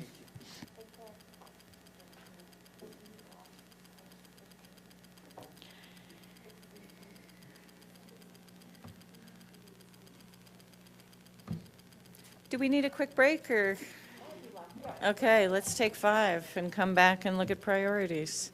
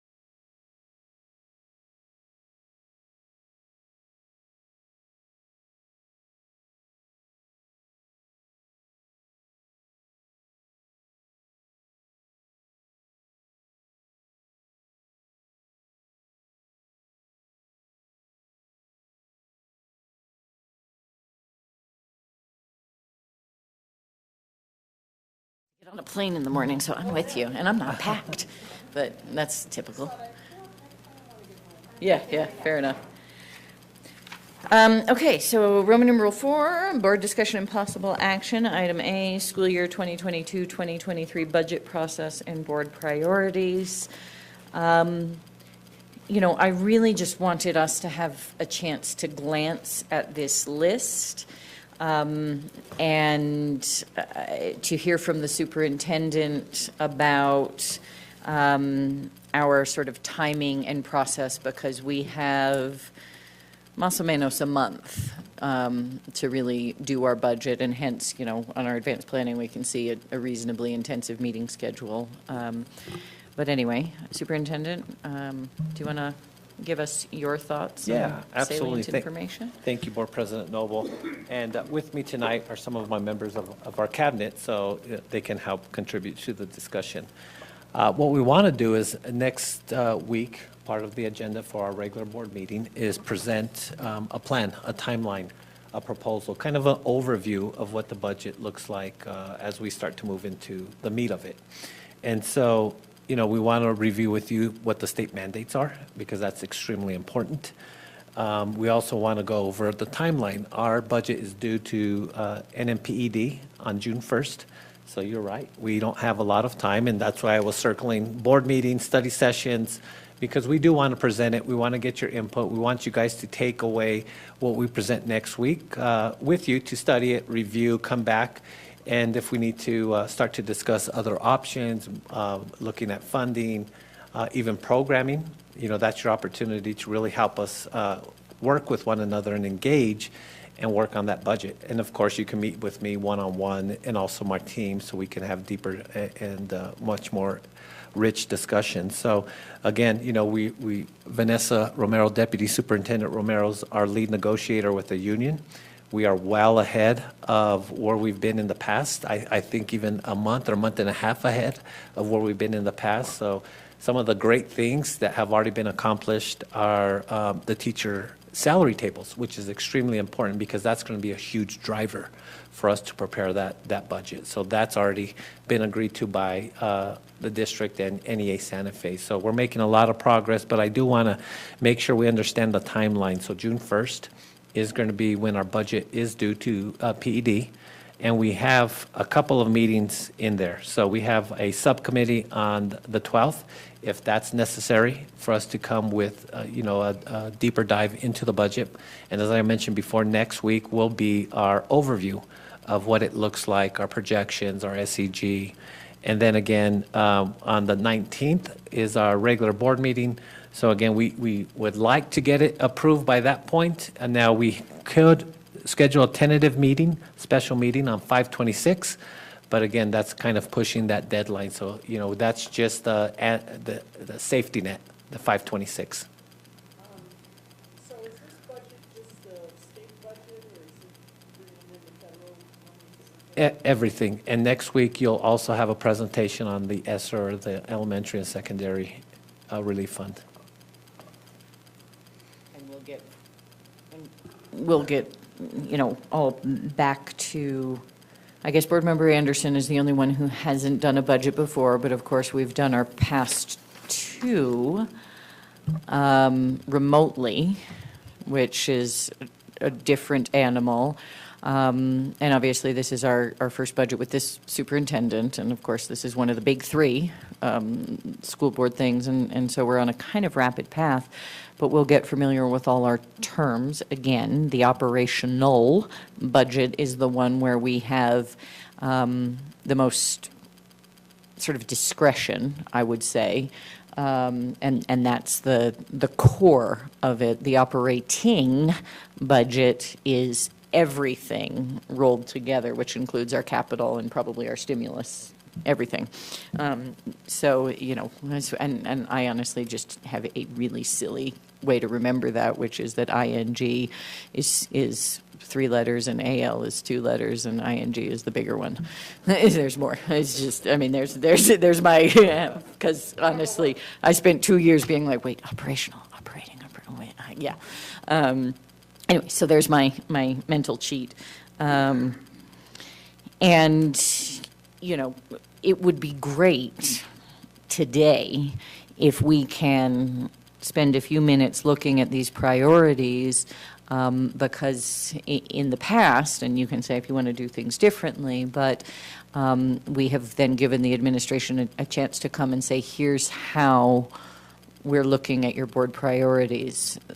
One of the big ones is covering the increase in employee health benefits, which I would say I would hope that this board would continue to do. We might even get better at messaging how we are giving actually more of a raise by not having our employees shoulder that cost, but that's been a big one.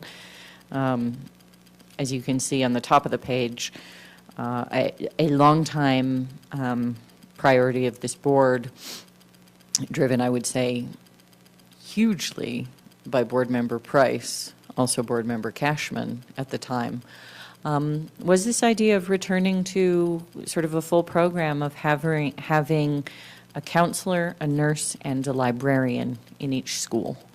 And that's been something that, we've been working on, and there's been degrees of how that's been covered, but that was there. And then, of course, we did put a bunch of things down when we discussed board priorities at our retreat. And we have, and it's great that you put the sort of addressed implemented things here about public comment, access to COVID testing, that are implemented, looking at CTE, our reimagining process, and I think the thing we've been talking almost most about, which is the social emotional wellness component.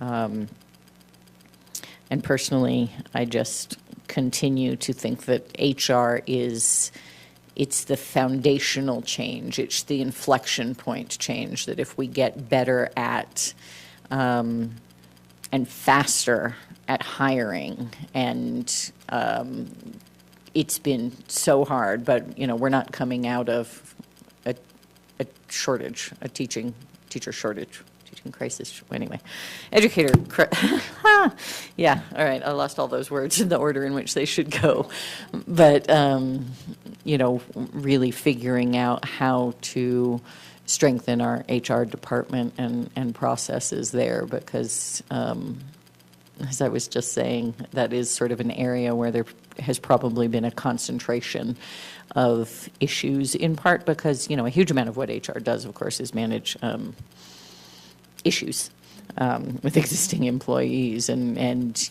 we need to make sure that we have the capacity there both to deal with the significant issues as a component of social and emotional wellness for staff that are likely to continue, and that we can figure out how to hire people, because we are still suffering from that shortage.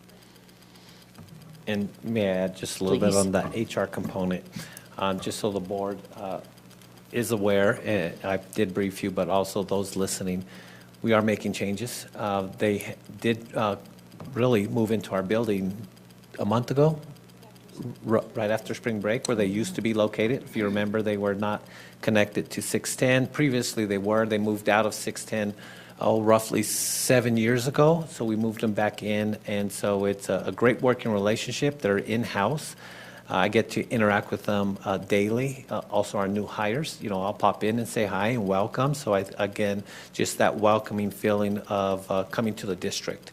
We've also, with Board President Noble's approval, increased salaries for those employees. They were some of our lowest paid employees of the district. So we would always see turnover within that department. Now we are finally at a point where I think in a few weeks, Mr. Exner, HR, and he's no longer the HR director, he's the senior advisor to the superintendent. I may have gotten that name wrong, but we did make that announcement a few months ago. But we're at a point where we're fully staffed, and I don't know when the last time we were fully staffed in the HR department, years. And so, we're making progress in that direction. There's much more that we need to do. We do need to expedite hiring. We're doing a better job of even posting current positions and future positions, and that's something that NEA Santa Fe has asked us to do as well. So we're moving forward, we're making progress, but, we'll keep working.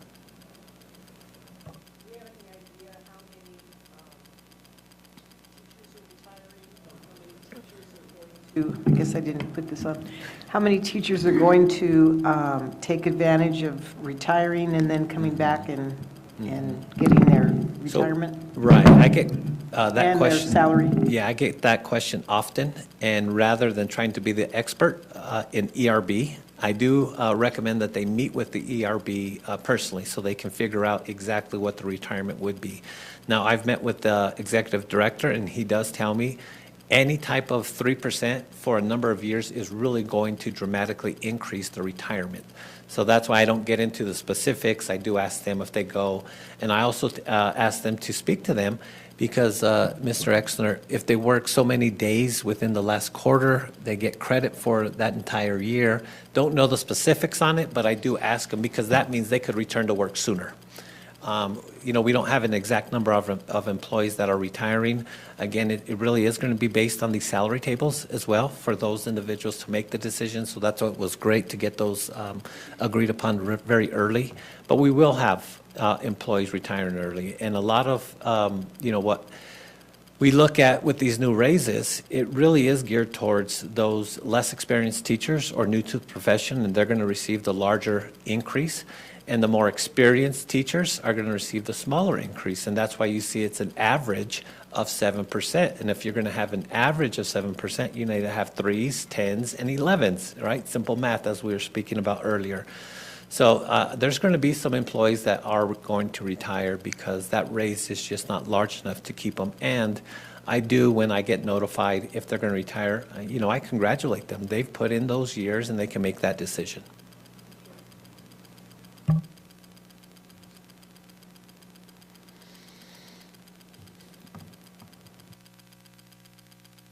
Oops. Any thoughts on priorities? Things that are missing specifically or anything that should be elevated? Madam President, I have a question about the absenteeism and re-engagement of students, because obviously that's important. I'm curious if we have information about what is causing that, and without knowing the cause, how you can go about addressing that effectively. Well, I think, and you guys can jump in, please. We've met with our team. I actually pulled in the attendance coaches across the district to get some feedback. I really love to hear. We're a great listening group. And so they're the ones doing the work. So I asked them, when you're reaching out to parents, please, what are they telling you?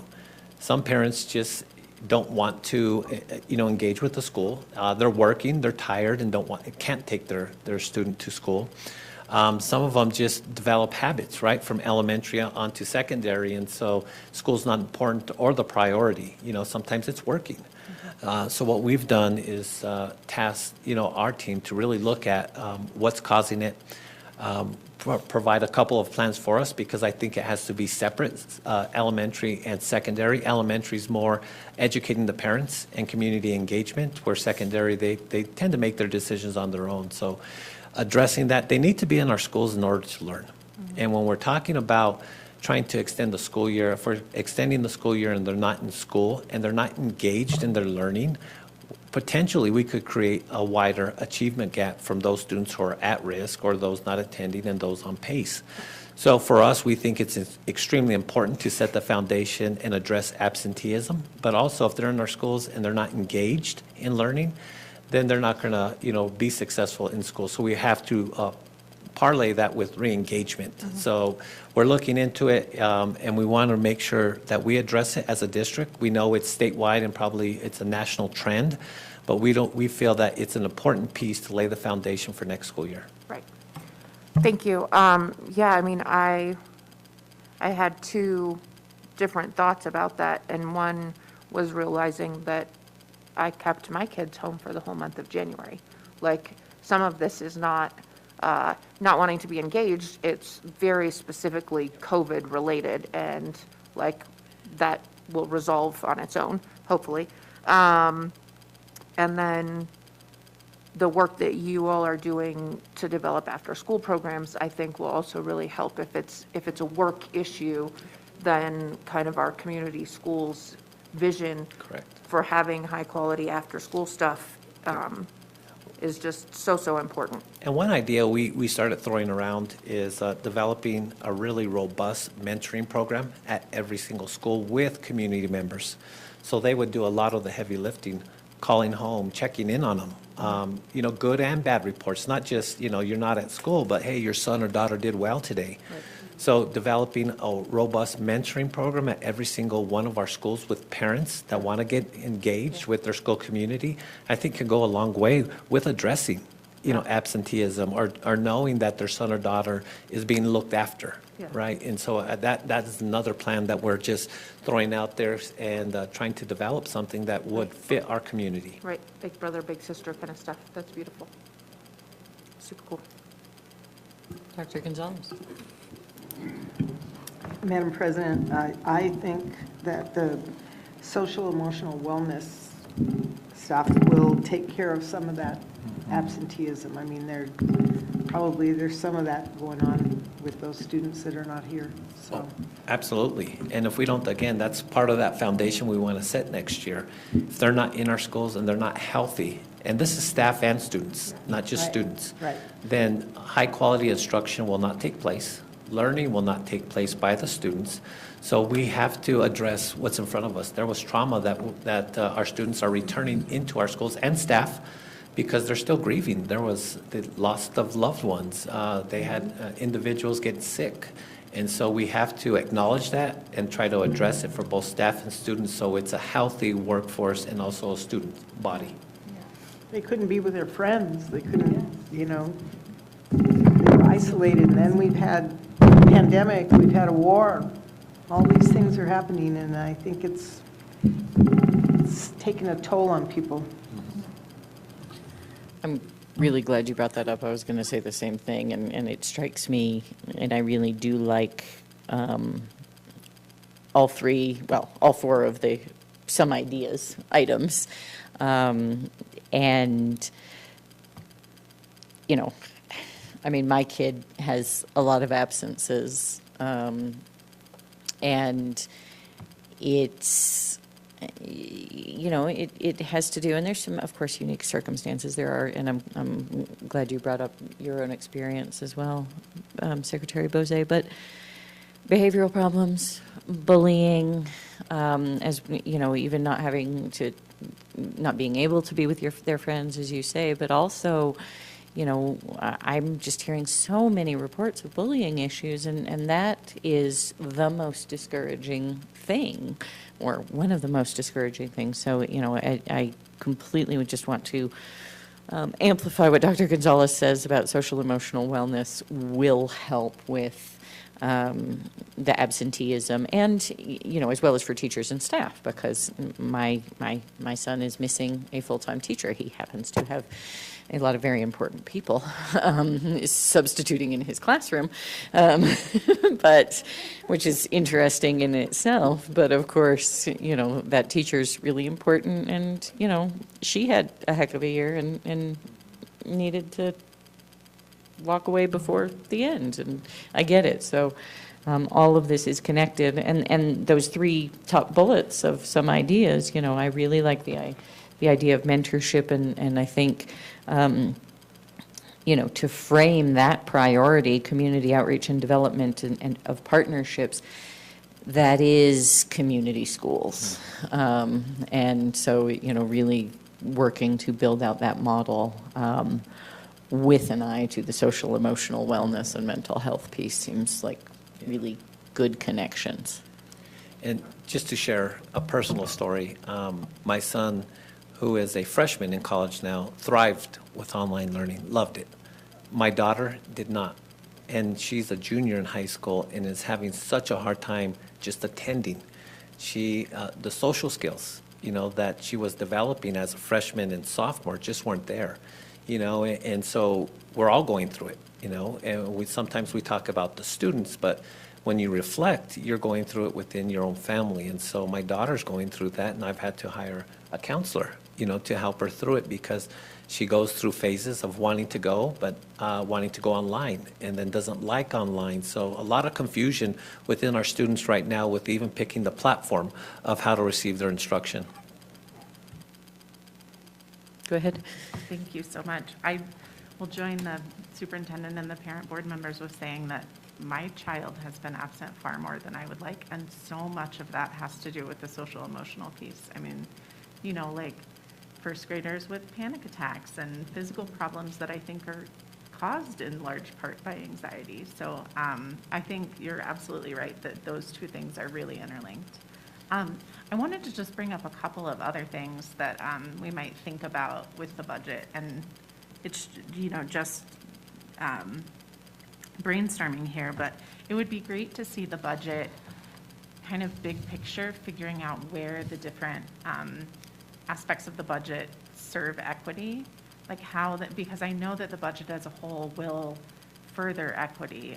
I know that that's a huge priority for everyone involved in the budget. So it would be great to see like broken out how this piece really furthers equity, how this is going to close the achievement gap and therefore further equity, how the social emotional piece will further it. It would be great to sort of look at that big picture.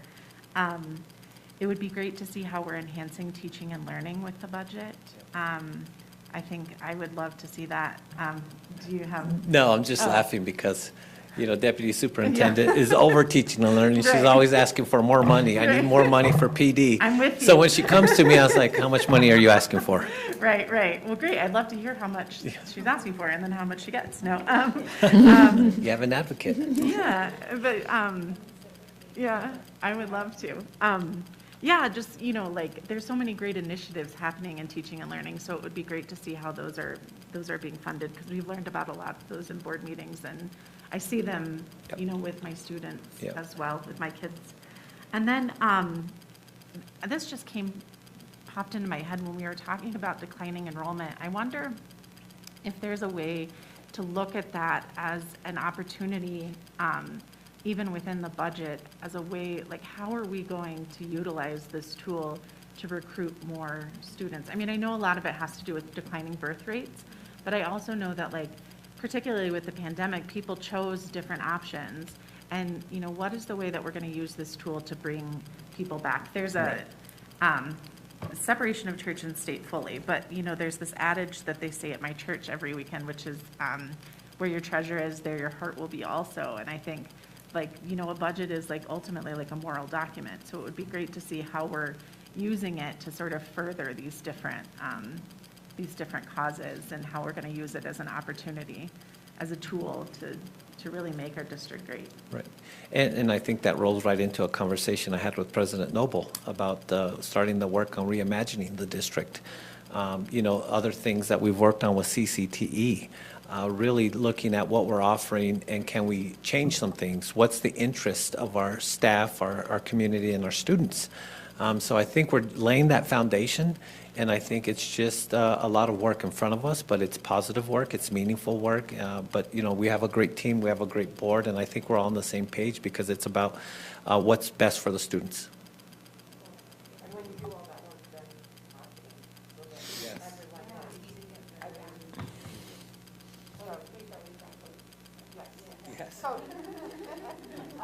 And we hired a new assistant that's going to help them produce videos, marketing. We combined 2 FTEs into 1. So when they ask me about hiring somebody, well, is it a current vacancy and can we combine? So we were already doing the budget months ago.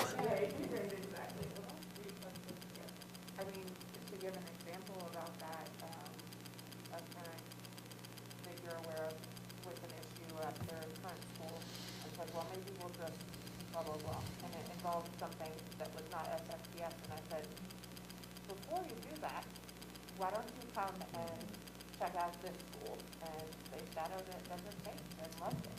Loved being there in person, loved the new principals, and they're like, yes, absolutely, why can't we register?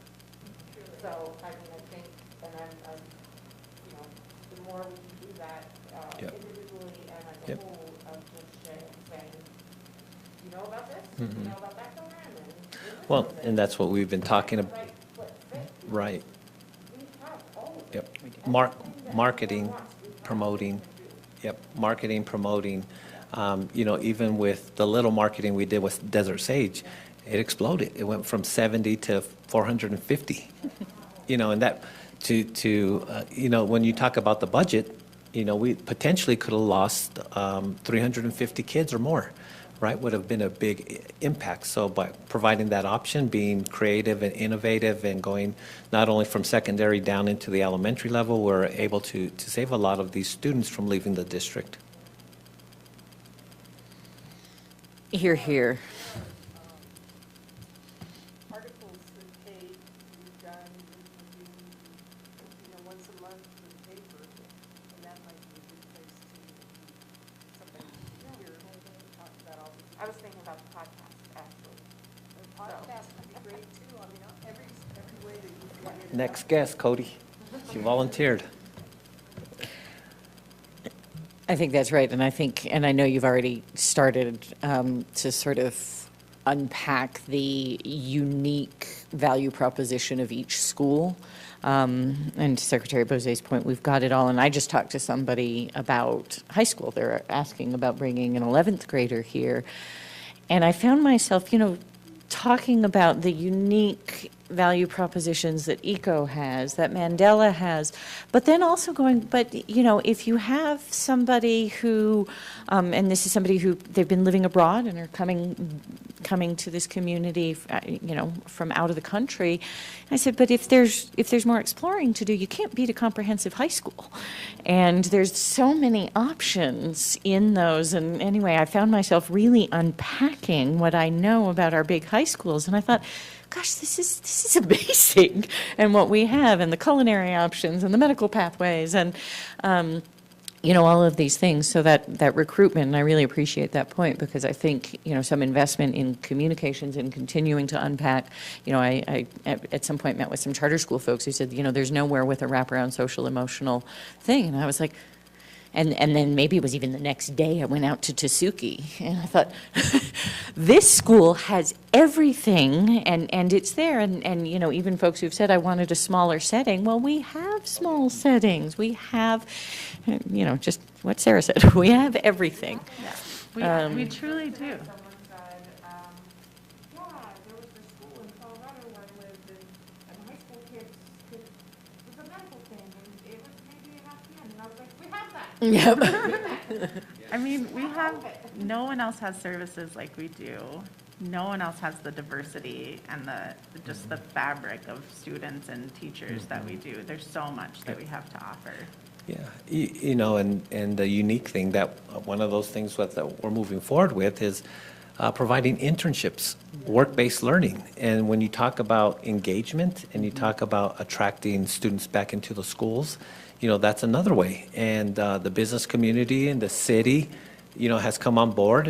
You know, we hired an internship coordinator in January to really lead this work, because what we did find is it was really fractured. If a principal or a staff member knew a business owner, and that's the way the connection was built for an internship. So we saw that as being broken, and we addressed it, and I think we have a great plan that we're going to present very soon. Just like Lieutenant Romero said, when presenting the press board, so much of that information is lost if you don't know how to apply it.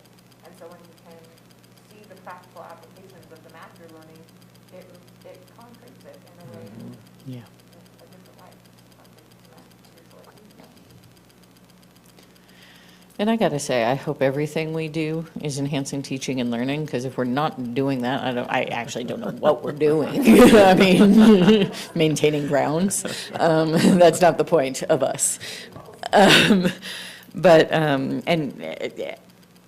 think, you know, what Board Member Anderson asks for is great, which is, you know, to some extent, we need to see the through lines of some of these elements of how enhancing teaching and learning, of how equity, of how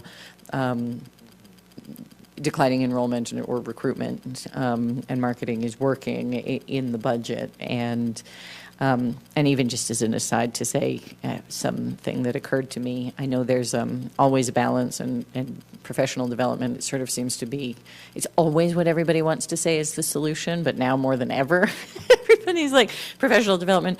And I know there's a balance, but I would love to see it in a little bit of a crowdsourced thing. I want to know what our teachers want for professional development, what they feel they need.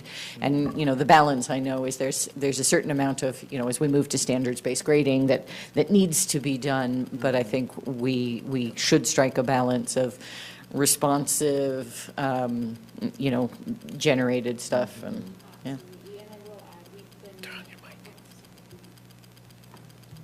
We've had 3 sessions with CES on culturally relevant pedagogy and identity. And those, have you been? No, but I wrote that down. Oh, and so I think, we do have an opportunity. I can talk about some of the professional development, not only with standards-based grading, but with how we're addressing equity through a cultural lens and examining our own identity. And then how we're utilizing the ESSER funds. We're super proud in that we've allocated at the beginning of the year each school site based on like their enrollment and the size of their school, their own ESSER funds to enrich some of their after-school programs or morning programs or tutoring. So presenting that information would be kind of cool for you guys to see how we've done that. And we did that because that's boots on the ground. Right. What we heard across the state, even with Secretary Cardona's visit, is that it was really district-driven.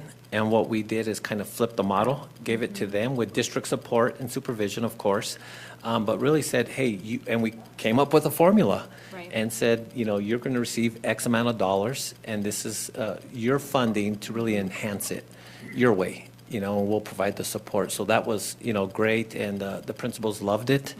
And, it's gone a long way, and they've addressed it uniquely to every school community. Because if we as a district said, we want you to implement X, Y, and Z across a district at 28 schools, then are we being very fair and equitable to each school community? So that's why we approached it a little differently. Was there a process in place for how the administrators at each school site utilize those funds? So what we did was based on a formula, the enrollment and the size of the school, then we called them all in and we had a workshop. And we invited all the directors and coordinators and gave them ideas about how to utilize the funds. We didn't tell them choose this program, but how to utilize the money.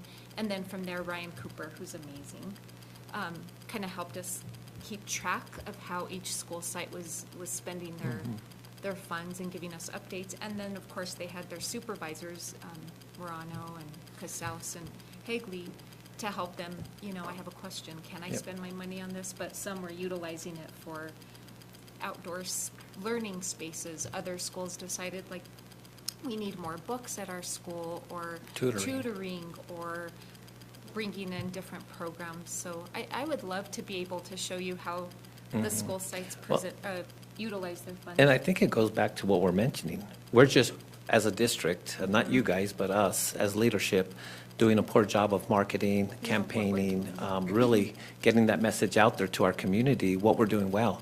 I spoke to President Noble about this. I had a conversation with a state-level official, and when I explained all the things we're doing, the foundation we're trying to set, what we're trying to address, the community partnership, I was told, you guys are a model district. We want to replicate what you guys are doing across the state. Would you guys be willing to talk to other superintendents?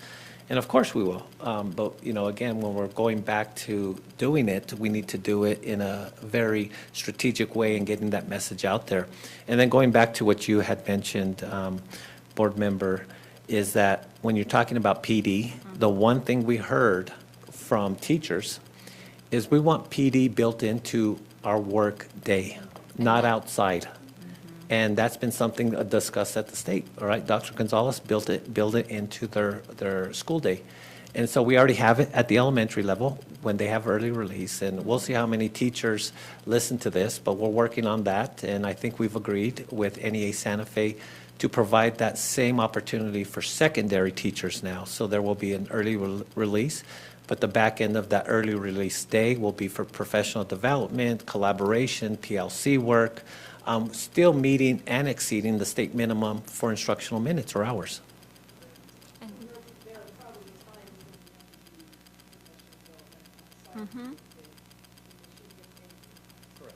And we do, and I do want to say with professional development, it is flipping that whole idea of like, I attend a workshop, but then you never have time to come back and really implement it. I think C and I were trying really hard to work on making it job-embedded professional development. So if you have a presenter coming to the school, it's, you're practicing those skills in a classroom with your colleagues, and you're getting coaching from the trainer in the classroom. So we're trying to change the model of professional development too.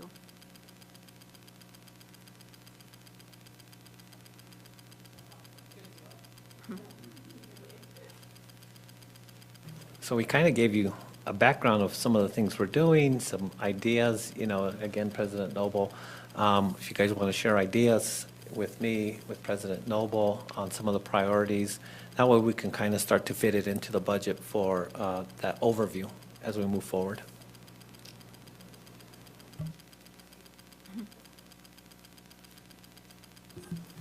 And please do bring us these things.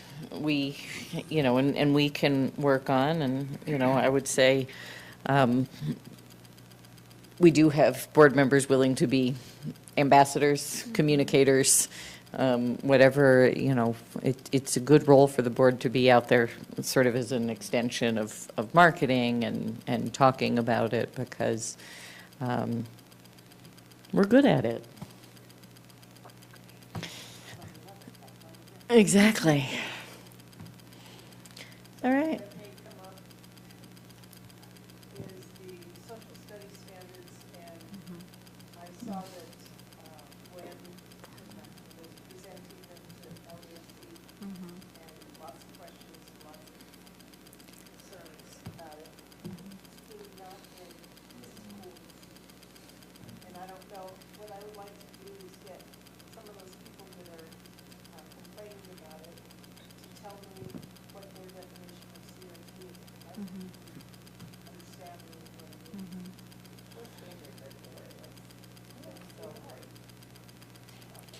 And we're really excited with the standards-based initiative. We've already had social studies teachers in elementary and secondary come in, look at the new standards. We're still going to utilize like our old standards because full implementation isn't until the following year.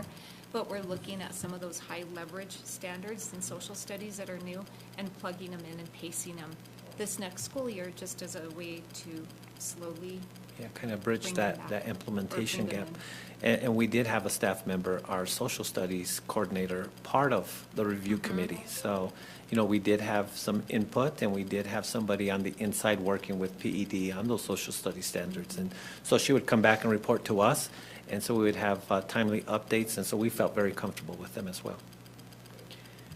And truthfully, it's being used as an election wedge issue, plain and simple. It's not actually about social studies standards most of the time, in my personal opinion. Okay, anything else? Missing board priorities?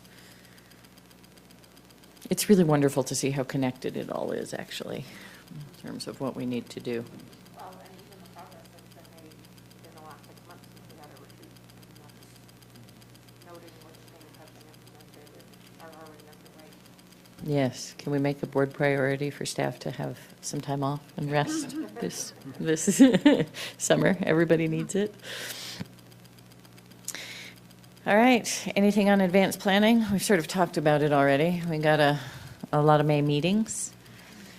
Just to say out loud, I'm flying back next Thursday. I should be here in plenty of time, but if I will stay in communication with the superintendent and maybe with you, Secretary Bozé, just because depending on what's going on with Vice President Garcia, you know, if it ended up just being the three of you, I would say you need to have that meeting, talk about the budget, and you would need to run it if I get delayed or something like that. But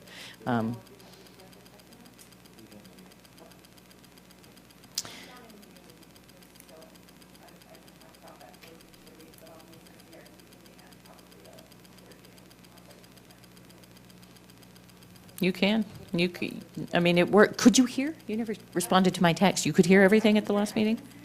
Oh. That's fine.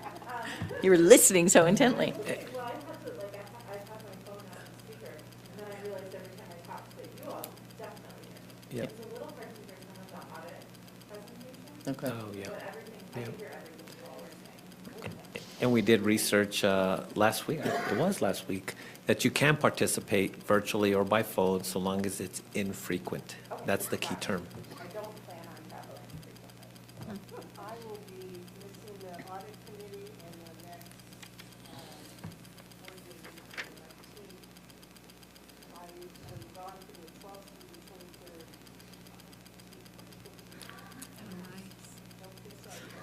23rd. If you send pictures, it'll be fine. All right. Well, and now you get to go. Okay, we are adjourned. Thank you all very much. Thank you, Joe.